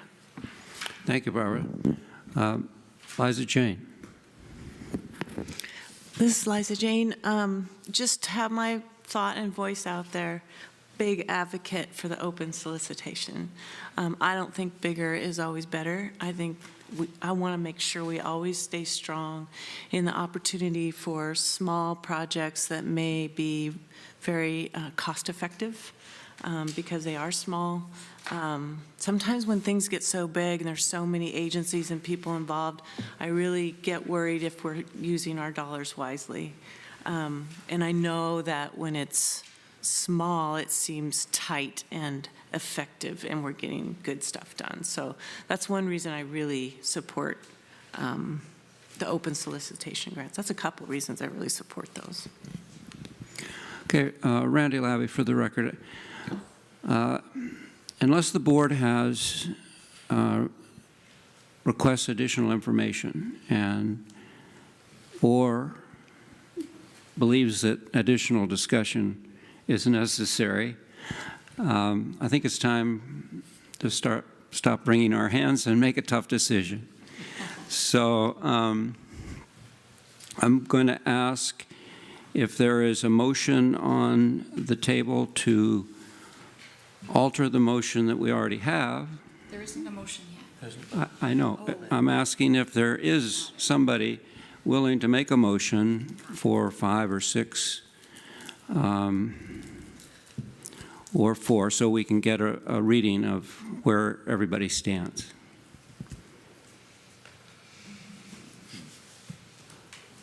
All right. I will make, it's Randy Lab again.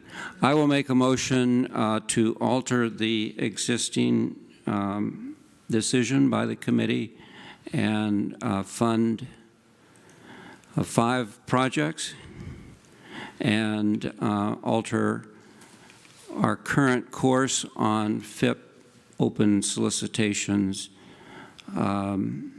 on a temporary basis to accommodate a very compelling application. Is there a second? My name is Jason. I'll second that motion. Okay, we have a motion and a second to include the Clackamas program application and 5 FIP awards.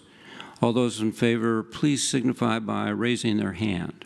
May I first, Discussion? there's discussion, and I do want to make sure that you know the voting rules on this one because this is a funding decision. Yeah, good point. But there was discussion, so we'll go to that, and then I'll go to the funding voting rules. Okay, who's wanting to, okay, fine, yeah. And me. Can we define temporary? I'm sorry. Repeat that, Eliza Jane? Could we have definition around temporary in your motion? Oh, well, yes, it's one time. This time. Mm-hmm. Yeah. Well, okay, yes, okay. But it's for the 6 years. Correct. Okay. Mm-hmm. Will?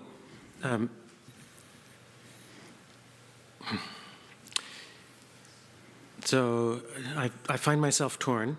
I think I know how I'm going to vote in the end. And a fair amount of it's driven by the comment I think you raised and maybe one or two other. I am concerned that we have so much on the east side and south and so little on the coast and the north, just from a, I don't know, an equity in a sense, but you know, but I do think it's important that we try to find ways to distribute around the state on a, you know, there's no way to make it equal or equitable, but at least make sure that it moves around from time to time and not get too far off. Maybe it'll be next go-rounds that will be all heavy on the coast or something, but I won't be here for that one. So that's you know, independent of some of all the rest of the discussion, that you know is also weighing for me a little bit into the picture to make sure we're getting, in particular, fish on the north and coast side covered a little more. Yeah, Jan, and then Jason. Yes, Jan Lee for the record. It's my understanding I don't need to recuse myself because I don't receive any benefit from the project, but I've been very careful not to speak to the decision so I don't cause a conflict. So if it's correct, then I can vote. Thank you. Jason. Jason Robinson for the record. So as I thought through this, I was divided in my mind as well in terms of sticking to process and then adding, you know, do we add something to this? And, you know, if we remember back when we allocated the 6 to 10 million cap, we were really kind of shooting in the dark. What's going to happen? We wanted the process to work out, but we wanted to give the FIP subcommittee and the staff something to work with so they had a ceiling so they could kind of work through that. You know, as I've heard the discussion today, there's good arguments to be made for distributing those funds across the state, and I like that approach. There's also good arguments to be made for keeping the intent of the OWEB program alive, which is open solicitation. One of the biggest parts of this is open solicitation. So for me, if this would have pushed us closer to bumping over the 50% mark to where we were pushing up to less than 50% open solicitation, I would be less open to adding more projects. We're getting close to that. However, for me, what pushed me to second that motion was when we get to those 4, 5, 6, and we listen to the dialogue that the FIP subcommittee had and the challenge of really trying to sort out how do those rank. They're very close. And so for me, I could see we have the opportunity now. We have an area that we haven't put much attention into in terms of this investment, and we're still under that 50% mark for open solicitation. So I feel that for right now, it's a good investment for us to make to add that in. So just wanted the group to hear that. But I'm also concerned with pushing too far into open solicitation, as Liza Jane mentioned. So thank you. Randy Labby for the record. Well, I appreciate your comments, Jason. I feel that I have a reputation on this board as being an unemotional, non-caring disciplinarian, and I'm making this motion. At any rate, Bruce. I am less concerned than some that I've heard as far as the geographic distribution, only when when we are focusing only on FIP. I really don't care. FIP, I do think the geography is very important as we look at the total of funding. One of the FIP projects we looked at was the Oregon coast. And I think as we looked at it, that it was so spread out on the different estuaries that the subcommittee talked about it more, it felt like it would more likely fit in open solicitation. And there were a couple of proposals that either hadn't quite gotten to where organizationally where we thought they should be with the FIP, but they were obviously great open solicitation projects. So if we look at the sum of funding by OWEB and keep that as equitable as possible geographically throughout the state, I'm fine with it. And how we do a small number, the number of FIPs, I don't think we should spend too much time worrying about geography. Gary. This Gary, yeah, I recall that during our subcommittee when Tally came in there, I mean that was one of the first observations I had is that okay, this doesn't seem to be equitable as far as distribution across the state, but I think we still need to keep this in perspective that you know that not funding these practices from 4 on down in FIP doesn't mean that we can't fund them in open solicitation, and that I would hope that would be the way that that they would go. We would get the work done, and whether they were funded for a FIP or not. I understand the economies of FIP and the ability to plan and schedule, but I don't think it's the end because they haven't received the money through FIP. And one more thing, could you explain the voting to us again, please? Yes. Yes. I think we need 6. Can't be 3 no's. Yeah, so for the record, Maida Lofsgarden, if you flip to the front of your blue folder, the action on grant awards is where we are. And the action on grant awards, I'm just going to say this while you guys are here and you're paying attention, is the reason why quorum is so hard for us to reach, because 8 of you have got to be in the room, and we've had a vacancy. So this time we're missing Meg, and we still have a vacancy on the Board of Forestry. So we pretty quickly run out of quorum on voting decisions if you're not all here. So thank you all for being here. And then for those 8, you need an affirmative vote of at least 6. So basically what this means is if more than 2 of you object, then it's a no. So what it says here is 3 or more voting members object to an award of funds, the proposal will be rejected. So with 1, 2, 6, 7, 8, 9 of you here, with 9 of you here, it's still no more than 3 no's, right? I mean, no more than 2 no's. 3 or more voting members object, it is rejected. Right. And there's a whole long history to that we are not going to go into, but we can't do that. If we've got 3, it's a no. Okay, Randy Labby for the record. We'll see if we have enough to pass this, and if not, we'll revert to the staff's recommendation. Would all those in favor of the motion signify by raising aye, please? Raising your hand. Raising aye, your hand. 7. Okay. 7. So that passes. Thank you all for your patience and very gentlemanly and womanly commentary. I remember the first go-around of the subcommittee of FIPS, there was very heated and verging on angry discussion. But this is going to be a good result, I think, and to the staff, to Eric and Andrew and Eric and Courtney, thank you very much. And we'll live with our decision. Will Newhouser for the record. I just wanted to call out Andrew in particular. The stories I've heard of your dedication to making this work from both partners and staff are quite impressive. The thing I can't really believe is that I understand that you weren't able to make the FIP interview process, but actually listened to the audio tapes of must be a day and a half or something. And while I find it engaging to be involved in the discussion, I just can't imagine having to listen to it without any other feedback. For the record, Andrew Dutter, thank you very much. We'll appreciate the recognition, and certainly a team effort with this volume of work.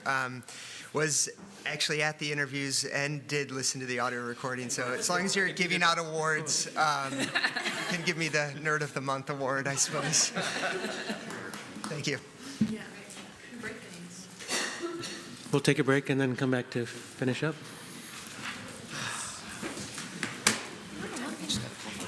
Wrap up. We have a motion to complete the FIP work to hit first. So a little bit of discussion from staff, I think, on it to bring us up to speed on what it is, and then we'll move to the motion. Great. For the record, Courtney Schaff, and this is agenda item O2, so just the next page in your staff report under agenda item O. And what you see in front of you is really that staff realization, lessons learned from Partnership Learning Project, from working with the current implementation FIPS, and the acknowledgement that it takes a lot of partnership time to do these things we are requiring them to do over the next 6 months. So we have planned a partnership kickoff meeting, which is going to occur on February 26th in Madras, where we'll bring all the partners together. We have partnership agreements that are all of the new 5 selected FIPs need to work out with OWEB staff. Another big lesson learned is the really big importance of having a clear and concise and well-defined technical review team. If you read the Deschutes FIP report from yesterday, it touches on that. And so FIP staff and the partners need to work on what does that review team look like over the next 6 months. And then as Renee and Ken mentioned yesterday, also Bonneville Environmental Foundation will be working with these newly selected 5 implementation FIPs to work on their results chain. So all of that together takes on partnership time and energy and resources that they have not budgeted for. Since we did have savings under the development FIP program yesterday when we made that award, staff recommend that we take that savings, and now instead of 48, we would ask the board to delegate to MEDA up to $60,000 where we can work with the 5 implementation FIPs. We have a very basic application set up for them and a budgeting process where they can apply for funds to cover those expenses during the next 6 months. Any questions? Questions or comments on this? Eliza Jane. This is Liza Jane. I told this story once before, but the last kickoff you had for the first FIPs, accidentally, randomly, someone coming home from one of those called me about another issue and went on and on and on about how awesome that was. They learned so much. It was so valuable. So it's a really good thing to do. And I think especially at the kickoff, just it's valuable for everybody. They learned a lot, and I think it helped for their success. So. Great to hear. Other questions or comments? Randy Labby for the record. Due to our irrational euphoria of making a tough decision, we missed proposed motion number 2. I move the board delegate to the Executive Director the authority to enter into agreements with an award date of January 16, 2019, with selected 2019-2021 implementation FIPs to cover OWEB required activities that commence prior to July 2019, an amount not to exceed $60,000 to be taken from the development FIP line item in the spending plan.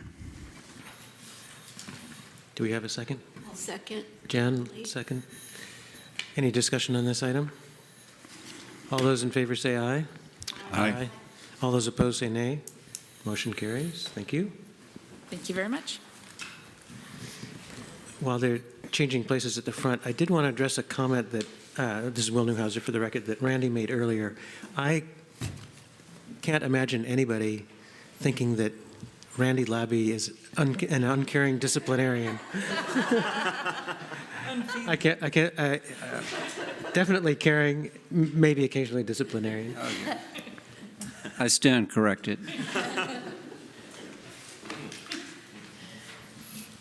All right, for the record, Maida Lofsgarden, Executive Director. I'm coming over to this side because I'm leading this part of the conversation, and I want to make very clear up front there is no vote on this action item today.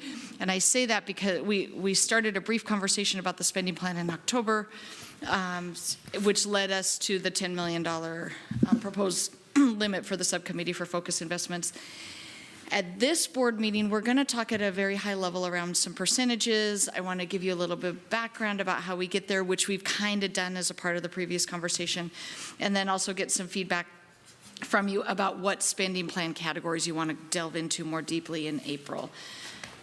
So again, no decisions today. I also, before we go into this, I want to reflect back a little bit to the conversation that you all had before break, and I think on behalf of the staff as well, I want to thank this board for having the conversation that you had.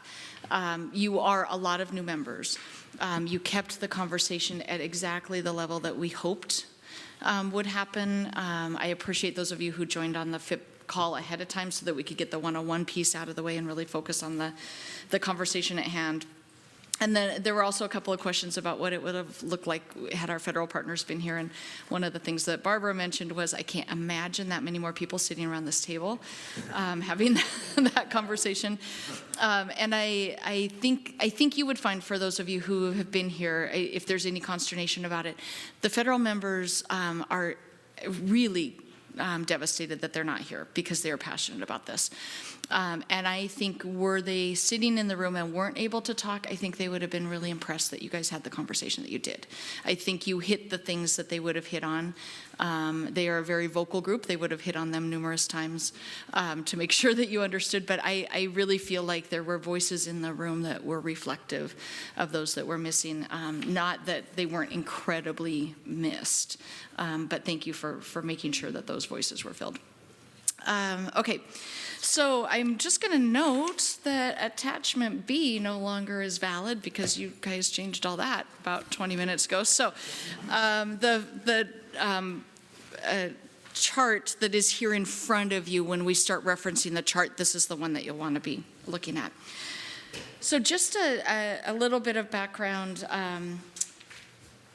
We talked about this previously. After the legislature approves the budget, then you consider and approve a spending plan based on the amount of revenue that is available through Measure 76 lottery funds, salmon license plate revenues, which are very visible, but actually a very small portion of the amount of funding that you receive, and then Pacific Coastal Salmon Recovery Funds, which are about a third, depending on the other revenues of what your spending plan is.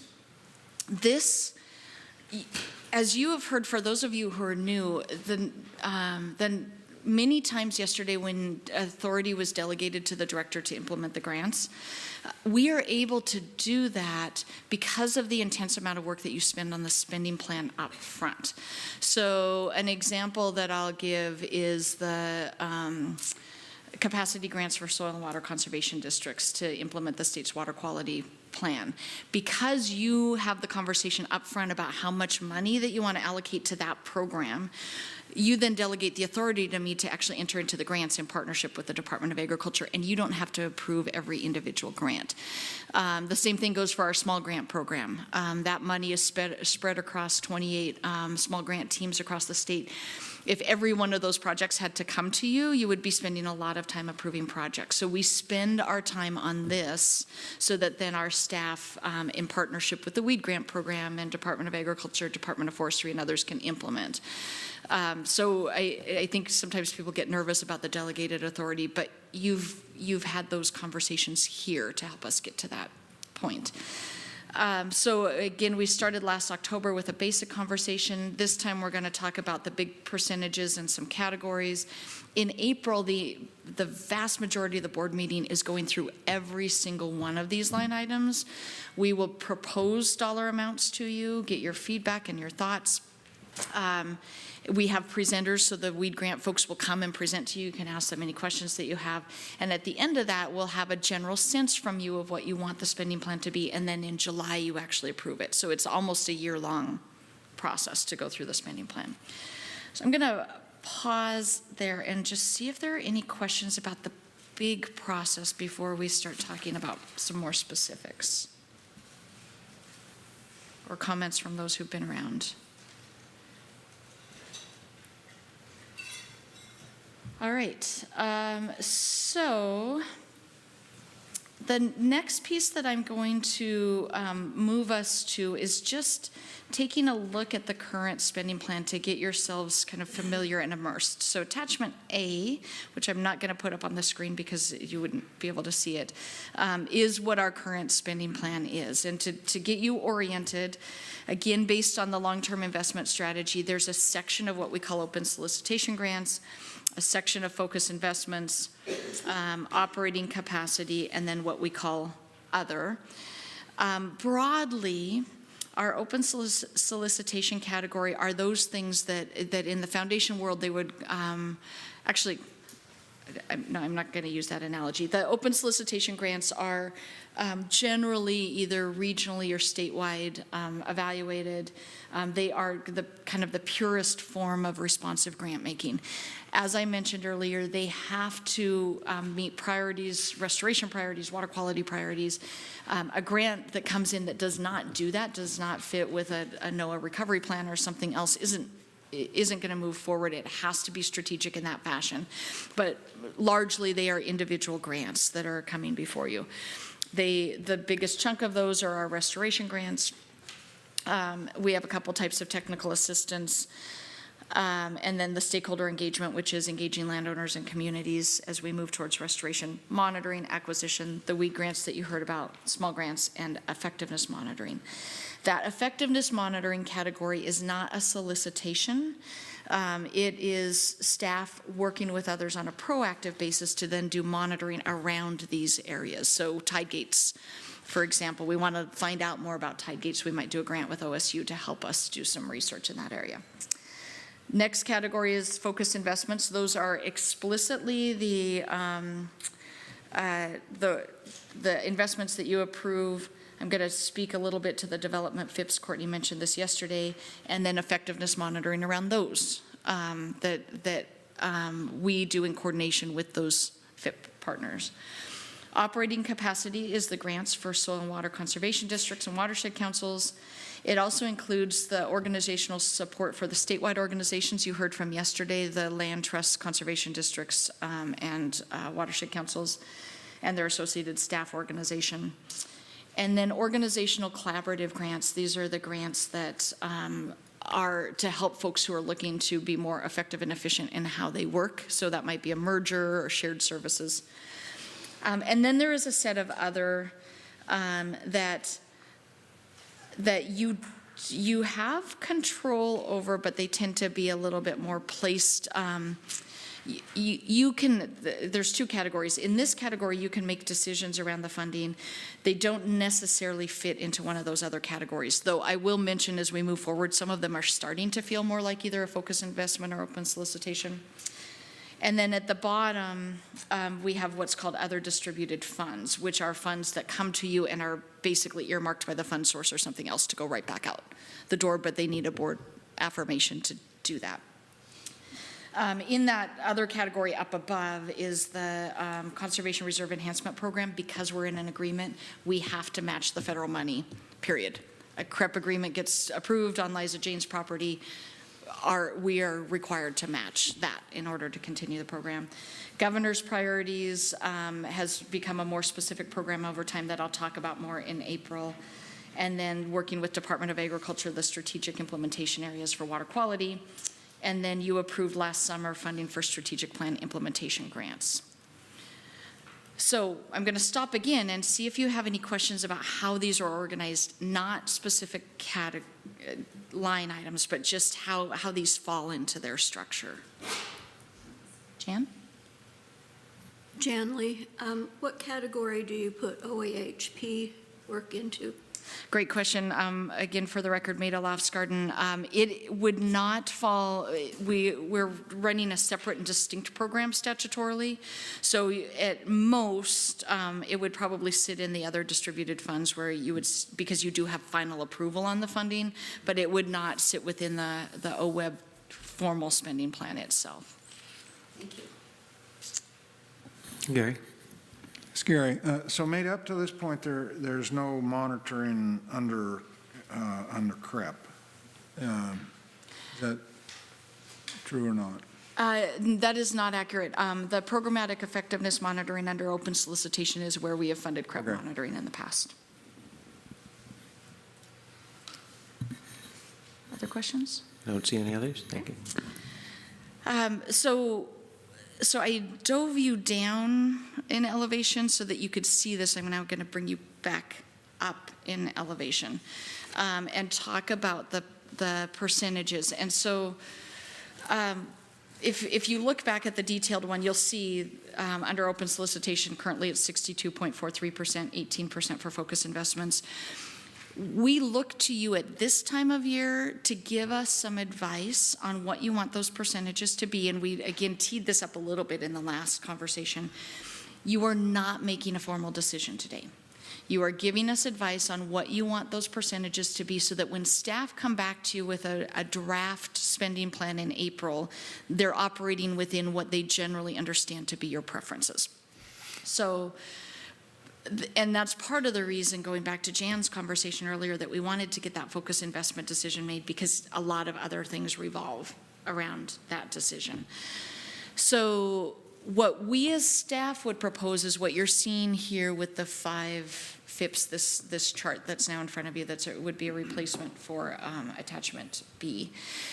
And that is that shift that I discussed earlier, where it really is about open solicitation grants and focus investments. And again, the reasoning for that is when we think about operating capacity, which is the funding for soil and water conservation districts and watershed councils largely, it has always felt odd to staff that you would be pulling money out of that category when what you're doing is funding restoration grants or technical assistance grants or monitoring grants. You do have the option always as a board to say that you want the percentages to operate differently. The other thing that we have found over time, a couple of things, most of those councils and districts have built their budgets, livelihoods around this. It's a statutory requirement that we fund both of these. And so they've kind of constructed a staffing plan around that. And we have not yet done the monitoring that we talked about before around operating capacity to have yet a policy reason to make a shift. But again, that's a board decision. So we're giving you why we think that one should stay generally where it is. But you may say, no, this is the point in time when we want to move something differently. The other category is a pretty small category. And I'll just mention briefly the way that the strategic implementation areas, they were kind of a big test when they first started. The way that they're working now, we would actually probably categorize them more as a focused investment We haven't made that shift because we haven't had that conversation with you, but they are very focused, very strategic areas selected. They feel more like that, but in its first biennium, we didn't feel comfortable putting that into that category. So what we'd like to open up with you right now is a discussion about whether you're comfortable with this staff proposed set of percentages, or if there is something else that you would like us to consider as staff goes back and starts building a draft spending plan for you. Barbara?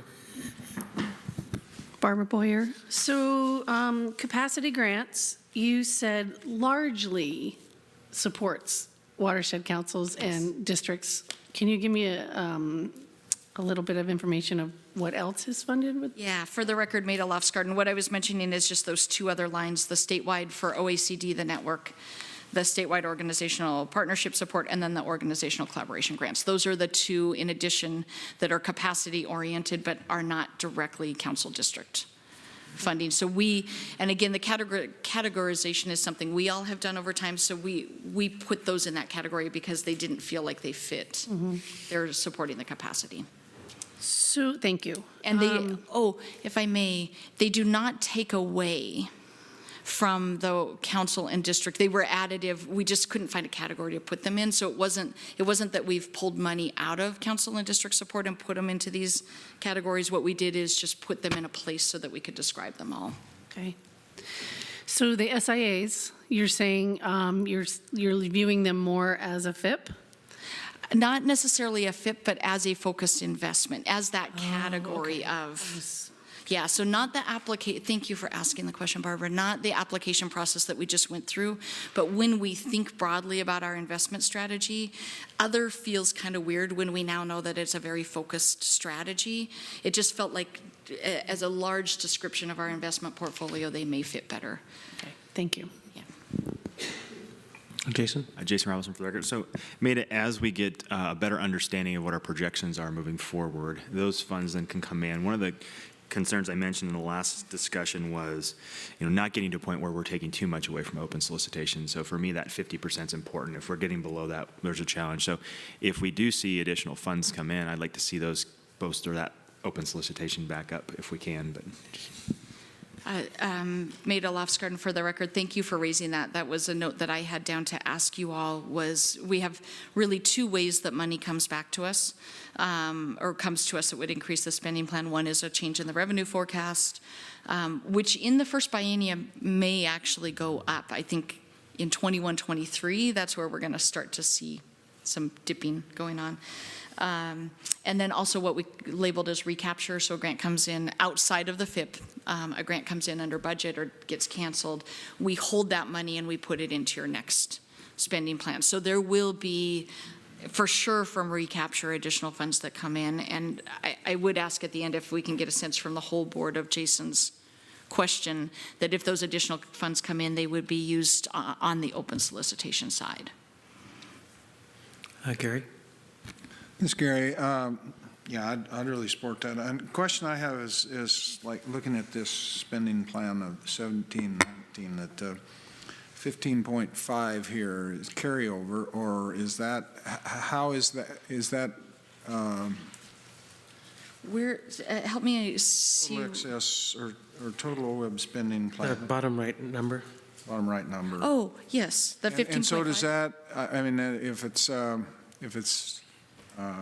it's a fiscal year. Close to what we have spent, then that becomes income in our next cycle, or is, and I understand we're talking about percentages here, not numbers, but yes, but that's a figure that could affect. Yeah, for the record, Maida Lofsgarden, generally all of those things that are sitting over in that 15.5 are just because that grant cycle hasn't occurred yet. So you have an April open solicitation grant cycle that includes restoration, technical assistance, no, we just did the monitoring, right? Monitoring? Land and water acquisition. So you will see that pretty much zeroed out. What happens, so this is how much you obligate out. What the recapture actually doesn't show up here, this is what you tell us to budget, and then if funds aren't spent, it comes back in and we say, okay, what do you want to do with with this money. So that 15.5, unless we have like a lower number of acquisition grants or something like that in the next cycle, largely that 15.5 will be gone. Will Newhouser, for the record, two things that are maybe related or dealt with separately either way. So lines 28 and 30, capacity grants and organizational collaborative grants. So I just want to get a sense from staff about sometimes there's been a lot of turmoil and an expectation that the numbers might go up or down in terms of the total number of watershed councils supported or something. And then related sort of the collaboration grant side in terms of what do you currently see or expect in terms of demand there? Are there a bunch of watershed councils that are looking to do a lot of that, or are they comfortable where they are and that sort of thing? I'll speak at a very high level to both of those, and then we can go into more detail if you either want today or in April for sure. There has been some angst in previous biennia. Will is right around the capacity grant amount and percentage. When you set a limit on the number of watershed councils that can be funded, that's largely, the number is pretty much fixed. What we did last biennia, and we have not had the conversation with Department of Agriculture yet, but it seemed to have been fairly well received, is for the capacity grants, we built in a cost of living allowance, and I think it was around 3% or so that increased that amount, just to see if that was helpful, because it had stayed stagnant for a while, and that seemed to be fairly well received. Staff have not talked in detail about whether that would be the approach we would use again or not, but that's one very viable option. On the organizational collaborative grants, we are not seeing a rush to the door that we actually thought we might a few years ago, that we would get a few of these off the ground, but it's so local and so dependent on the personalities of the boards and the folks. We have a couple going right now. We could foresee that there might be a couple more next biennium, but we're not seeing a floodgate. On the flip side, a decision that we will be putting forward to you to talk about more in April, and that the operating capacity subcommittee has been talking about, is you do have a merger of a set of watershed councils down in the Rogue that you've been providing merger funding to help them through that transition, because going from the number of councils they had before to one would have dropped drastically that capacity funding. So we will have a decision before you in April about how you want to move forward with that funding and some thoughts and ideas, but we don't foresee a huge bump in that. Bruce? Could you explain a little bit more about that was new information for me, that there is a numbers cap? Yeah, Courtney, would you like to come join me and speak about the numbers cap? For the record, Courtney Schaff, Capacity Programs Coordinator. So Bruce, in context, back in 2014, the OWEB board adopted new rules and guidance around how we fund watershed councils across the state. When the board made that decision, they also recognized that our goals under the Council Capacity Grant Program are to build partnerships and build capacity, and not encourage or continue to support groups that were trying to splinter and get smaller and smaller across the state. We do have watershed councils operating in pretty much every county, every square inch of the state, except for some tribal lands.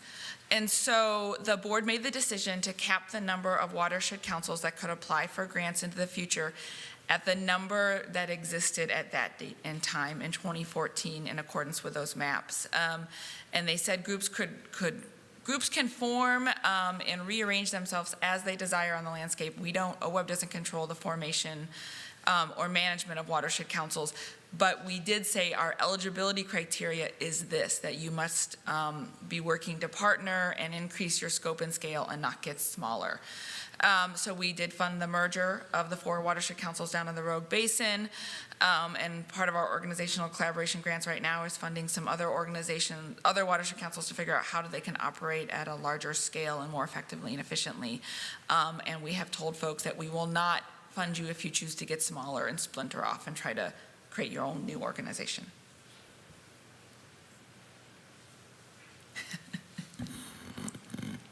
Randy? Yeah, Randy Labby. I just wanted to voice my support for Jason's guidance on allocating unspent funds and unknown sources of incremental revenue to open solicitation. Liza Jane? New member question. How do I learn more about, for instance, 8 here has a pretty large percentage of our funds are going to land and water acquisition. So how would I become more knowledgeable about what's happening there? For the record, the Maida subcommittee. Lofsgarden, twofold. One, our staff are more than happy at any point in time to ask questions as you, or answer questions as you dig in, and we can tell you who. And that is exactly what you outlined as what we do at the April board meeting. We will go through, so you'll have, I can't remember how much time we allocate amongst each of these, that the staff who are responsible come up, they talk through the program, you can ask and answer any questions you have. I do recommend, however, if you look at one of these and say, I don't understand this one, let us know, and oftentimes with just a half an hour call with a staff person, they can fill you in more detail. Sign me up. All right, Eric Williams, you got that? Liza Jane and acquisitions. Okay. Thank you. Other questions or comments at this point? All right, so the question that I have for you on this first piece is, in terms of giving staff guidance, one piece of guidance that Jason had recommended, Randy supported, is that as we think about recapture and revenue forecasts, that be allocated towards open solicitation, or just a sense of the board, no vote, but do I see by head nods that you're okay if we see that? Okay. And then the second question is, percentage-wise, in general, knowing that percentage will change based on what you just said about recapture and revenue, but setting that piece aside, are you comfortable with us moving forward with this percentage concept and start filling in the detailed numbers from there? Okay. So then the last thing that I have for you today, those were the more substantive pieces of feedback. If you look at attachment C, to the staff report, that's just a set of paragraphs. The question that I have for you a little bit goes to what Liza Jane just said. So in April, what happens is we, again, come to you, you will have a set of time just to learn about restoration and give feedback and say, yeah, that number that you proposed sounds good or not, all the way through every one of these categories. In the past, and Will actually was one of those individuals that I remember specifically, there have been folks who said, hey, could you allocate a little bit more time for this? And the one that specifically that we had some really good, robust conversation around was the small grant program. Folks wanted to understand how that fit in the portfolio, what advantages did it provide. And so my question for you, and I can pause while you flip through this, is just to see if there are any of those categories where you say, hey, I really need to understand this more when we talk in April, and we'll make sure that we set up the time frame accordingly. So I think we'll do acquisitions, Liza Jane, just based on your feedback. I think we have a lot of new folks there, so. Will Newhouser, for the record, on the small grant program, since you raised that, just since there are a lot of new people, I think we raised that cap from 10,000 to 15,000 recently, last year, the year before? Last biennium. Last biennium. So that's an example of the kind of discussion that we've had in the past is, is even within that group, even if we kept the same number, would we move some of the evaluation or criteria around to accommodate inflation or paperwork levels or whatever? Megan, then Jason, and then Barbara. Thank you. Maida, I'd be interested in a little conversation about the monitoring categories. Good. And that kind of, hear the collection of how those work. They go together, kind of, the program effectiveness and the monitoring grants, I guess, is what I'm talking about. Jason? Jason Robinson for the record. And Maida, I know we've had some conversation about SIAs already this morning. Is this going to be a good opportunity for us to expand upon how we consider those in the future, how we look at those? Maybe that'd be another one that we can just take some focused time on if we have time on the agenda. Absolutely. Okay. Barbara? Barbara Boyer. Sitting through that AgPac meeting, I was on the phone, the agriculture, I don't even know what it stands for. AgPac is what they call it. They do it every January.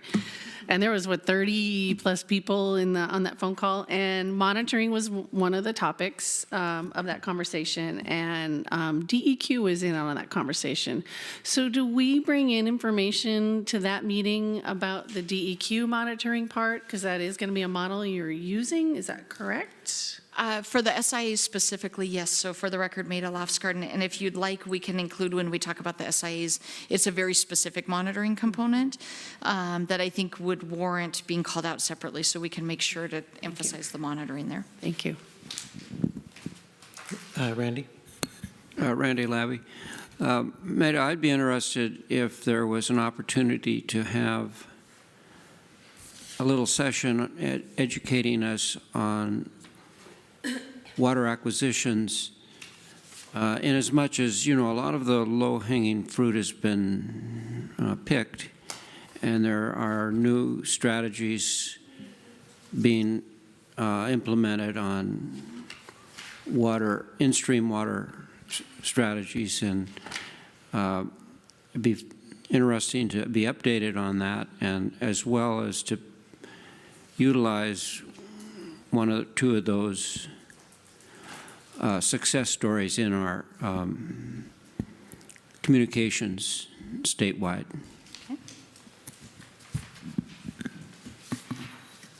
Other categories that you want to make sure, again, we'll hit on all of them, but that you have particular interest in. Will Newhouser, for the record. I'm not sure it's more of a marker for something separate, I think, but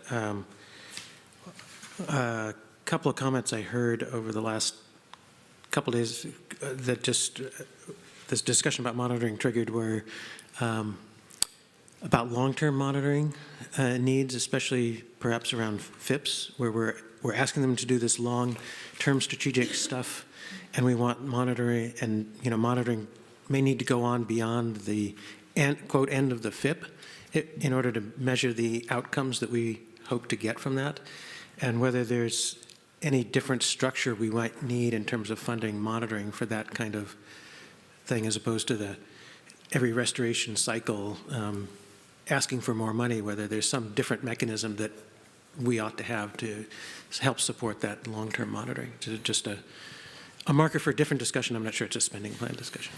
For the record, Maida Lofsgarden, I think a piece of this fits well with this discussion, and I also, the monitoring committee has been having some pretty phenomenal conversations, I think, about how we have a framework and how we can establish some of these components and set some priorities even around the grants, but also how do we focus. So I think it's a great place to start it with this next spending plan, and I think it'll be part of your long-term strategic plan as well. Bruce? I think I've often had a question about whether governor's priorities are in fact a category, or are they just a designation? It seems like they have to go in another category somewhere, and they just have an asterisk that says the governor likes them, or the governor asked for them, but it's never seemed to me to be a separate category.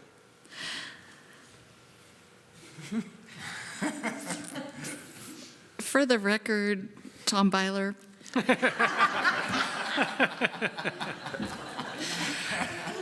Thank you for asking this question in this setting, Bruce. So I'll give you're absolutely right. This one has. That's all I wanted to hear. Thank you. There's some politics here, so that's all.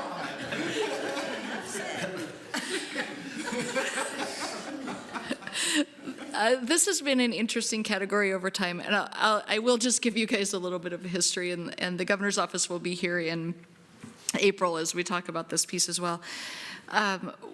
What happened over a number of years, and I saw this when I was on the board and then when I came onto staff, is there would be this big initiative or something that the governor's office wanted to push, or that staff in the agency. So the early work around the Clean Water Partnership was something that ODA and OWEB and DEQ really wanted to push, and there wasn't really funding to do that, leading very definitely to restoration outcomes down the road.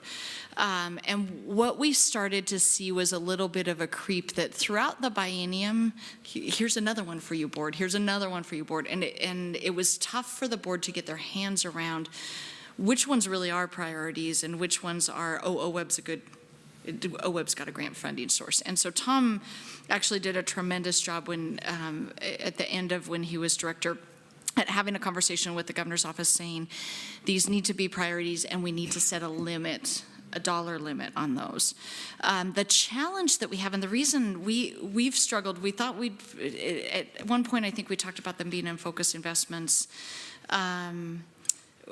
and they ended up where they ended up, is they are incredibly unique. And I'll give the range.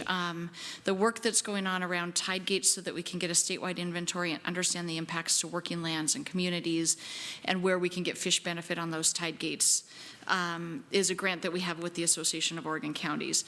We have a grant with the Institute of Natural Resources, who is running that sage grouse, sage con work, including all of our data needs, making sure that we have a strategic approach, figuring out where the focus areas that we should be working. So they tend to be these kind of higher level, how does the state strategize around things like clean water, around tide gates, around sage grouse. And the grants are different. They meet the legal requirement that it ultimately leads to restoration on the ground, but they just sit in a funky space.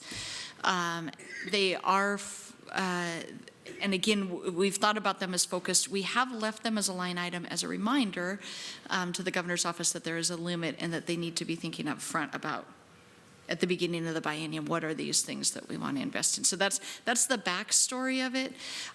I'm with you that it has always seemed like it sits in a little bit of a funky space, but we've never quite been able to figure out what else to do. And if you all have feedback for how you'd like to see that sit in this conversation, we're more than happy to open up that dialogue again. But there's the background. Are there questions or comments on this at this point? All right. So what I have noted down, just so I'm sure, the monitoring, this kind of collection of monitoring conversations and the long-term monitoring needs and structure, land and water acquisitions, both generally and then specific to the water acquisitions and some of the new and innovative work that's happening there. I noted, just based on what Will said, that we actually have two changes in the small grant program. One was the increased cap, and one was the ability to turn unused money back out to small grant teams. I think it'd be great to report to you on how that's working. And then this SIA, including an emphasis on the monitoring and the coordinated monitoring. So those are the areas. We will report on all of them, but we'll make special effort in those. And again, in April, you're not going to be making a decision. So in April, you will hear all of the details. We will throw out some number options for you. You will say, yeah, that feels good, or boy, no, that should be higher or lower. We do a lot of consulting with the agencies ahead of time. So when we come in April, we have a coordinated, here's what we collectively, for working with another agency, think. You will ultimately make the decision, and then in July, we come back to you with the final spending plan that includes recapture and any May revenue forecast. So the numbers you see in April will not be final because we just don't know them until July, and July is when you actually approve the funding. Will Newhouser, for the record, the one other thing I would want to touch on, I think it was Jan who mentioned, is the OAHP. Am I thinking about that? It feels like it should show up here in the other distributed funds. It'd be good to have one place where you can see all the stuff, even if it's just one big number that has a lot of stuff hidden behind it that we look at completely separately. But a discussion to have about the right place for that is fine in April. But yeah. I feel like it should show up somewhere like that. Yeah. For the record, Maida Lofsgarden, I like that too. I like having a place where we can see your entire portfolio, whether it's distributed or otherwise. right. Any other comments or questions? Then I believe that we stand adjourned. Thank you, everybody. Logistics, Erica, lunch is not ready, right?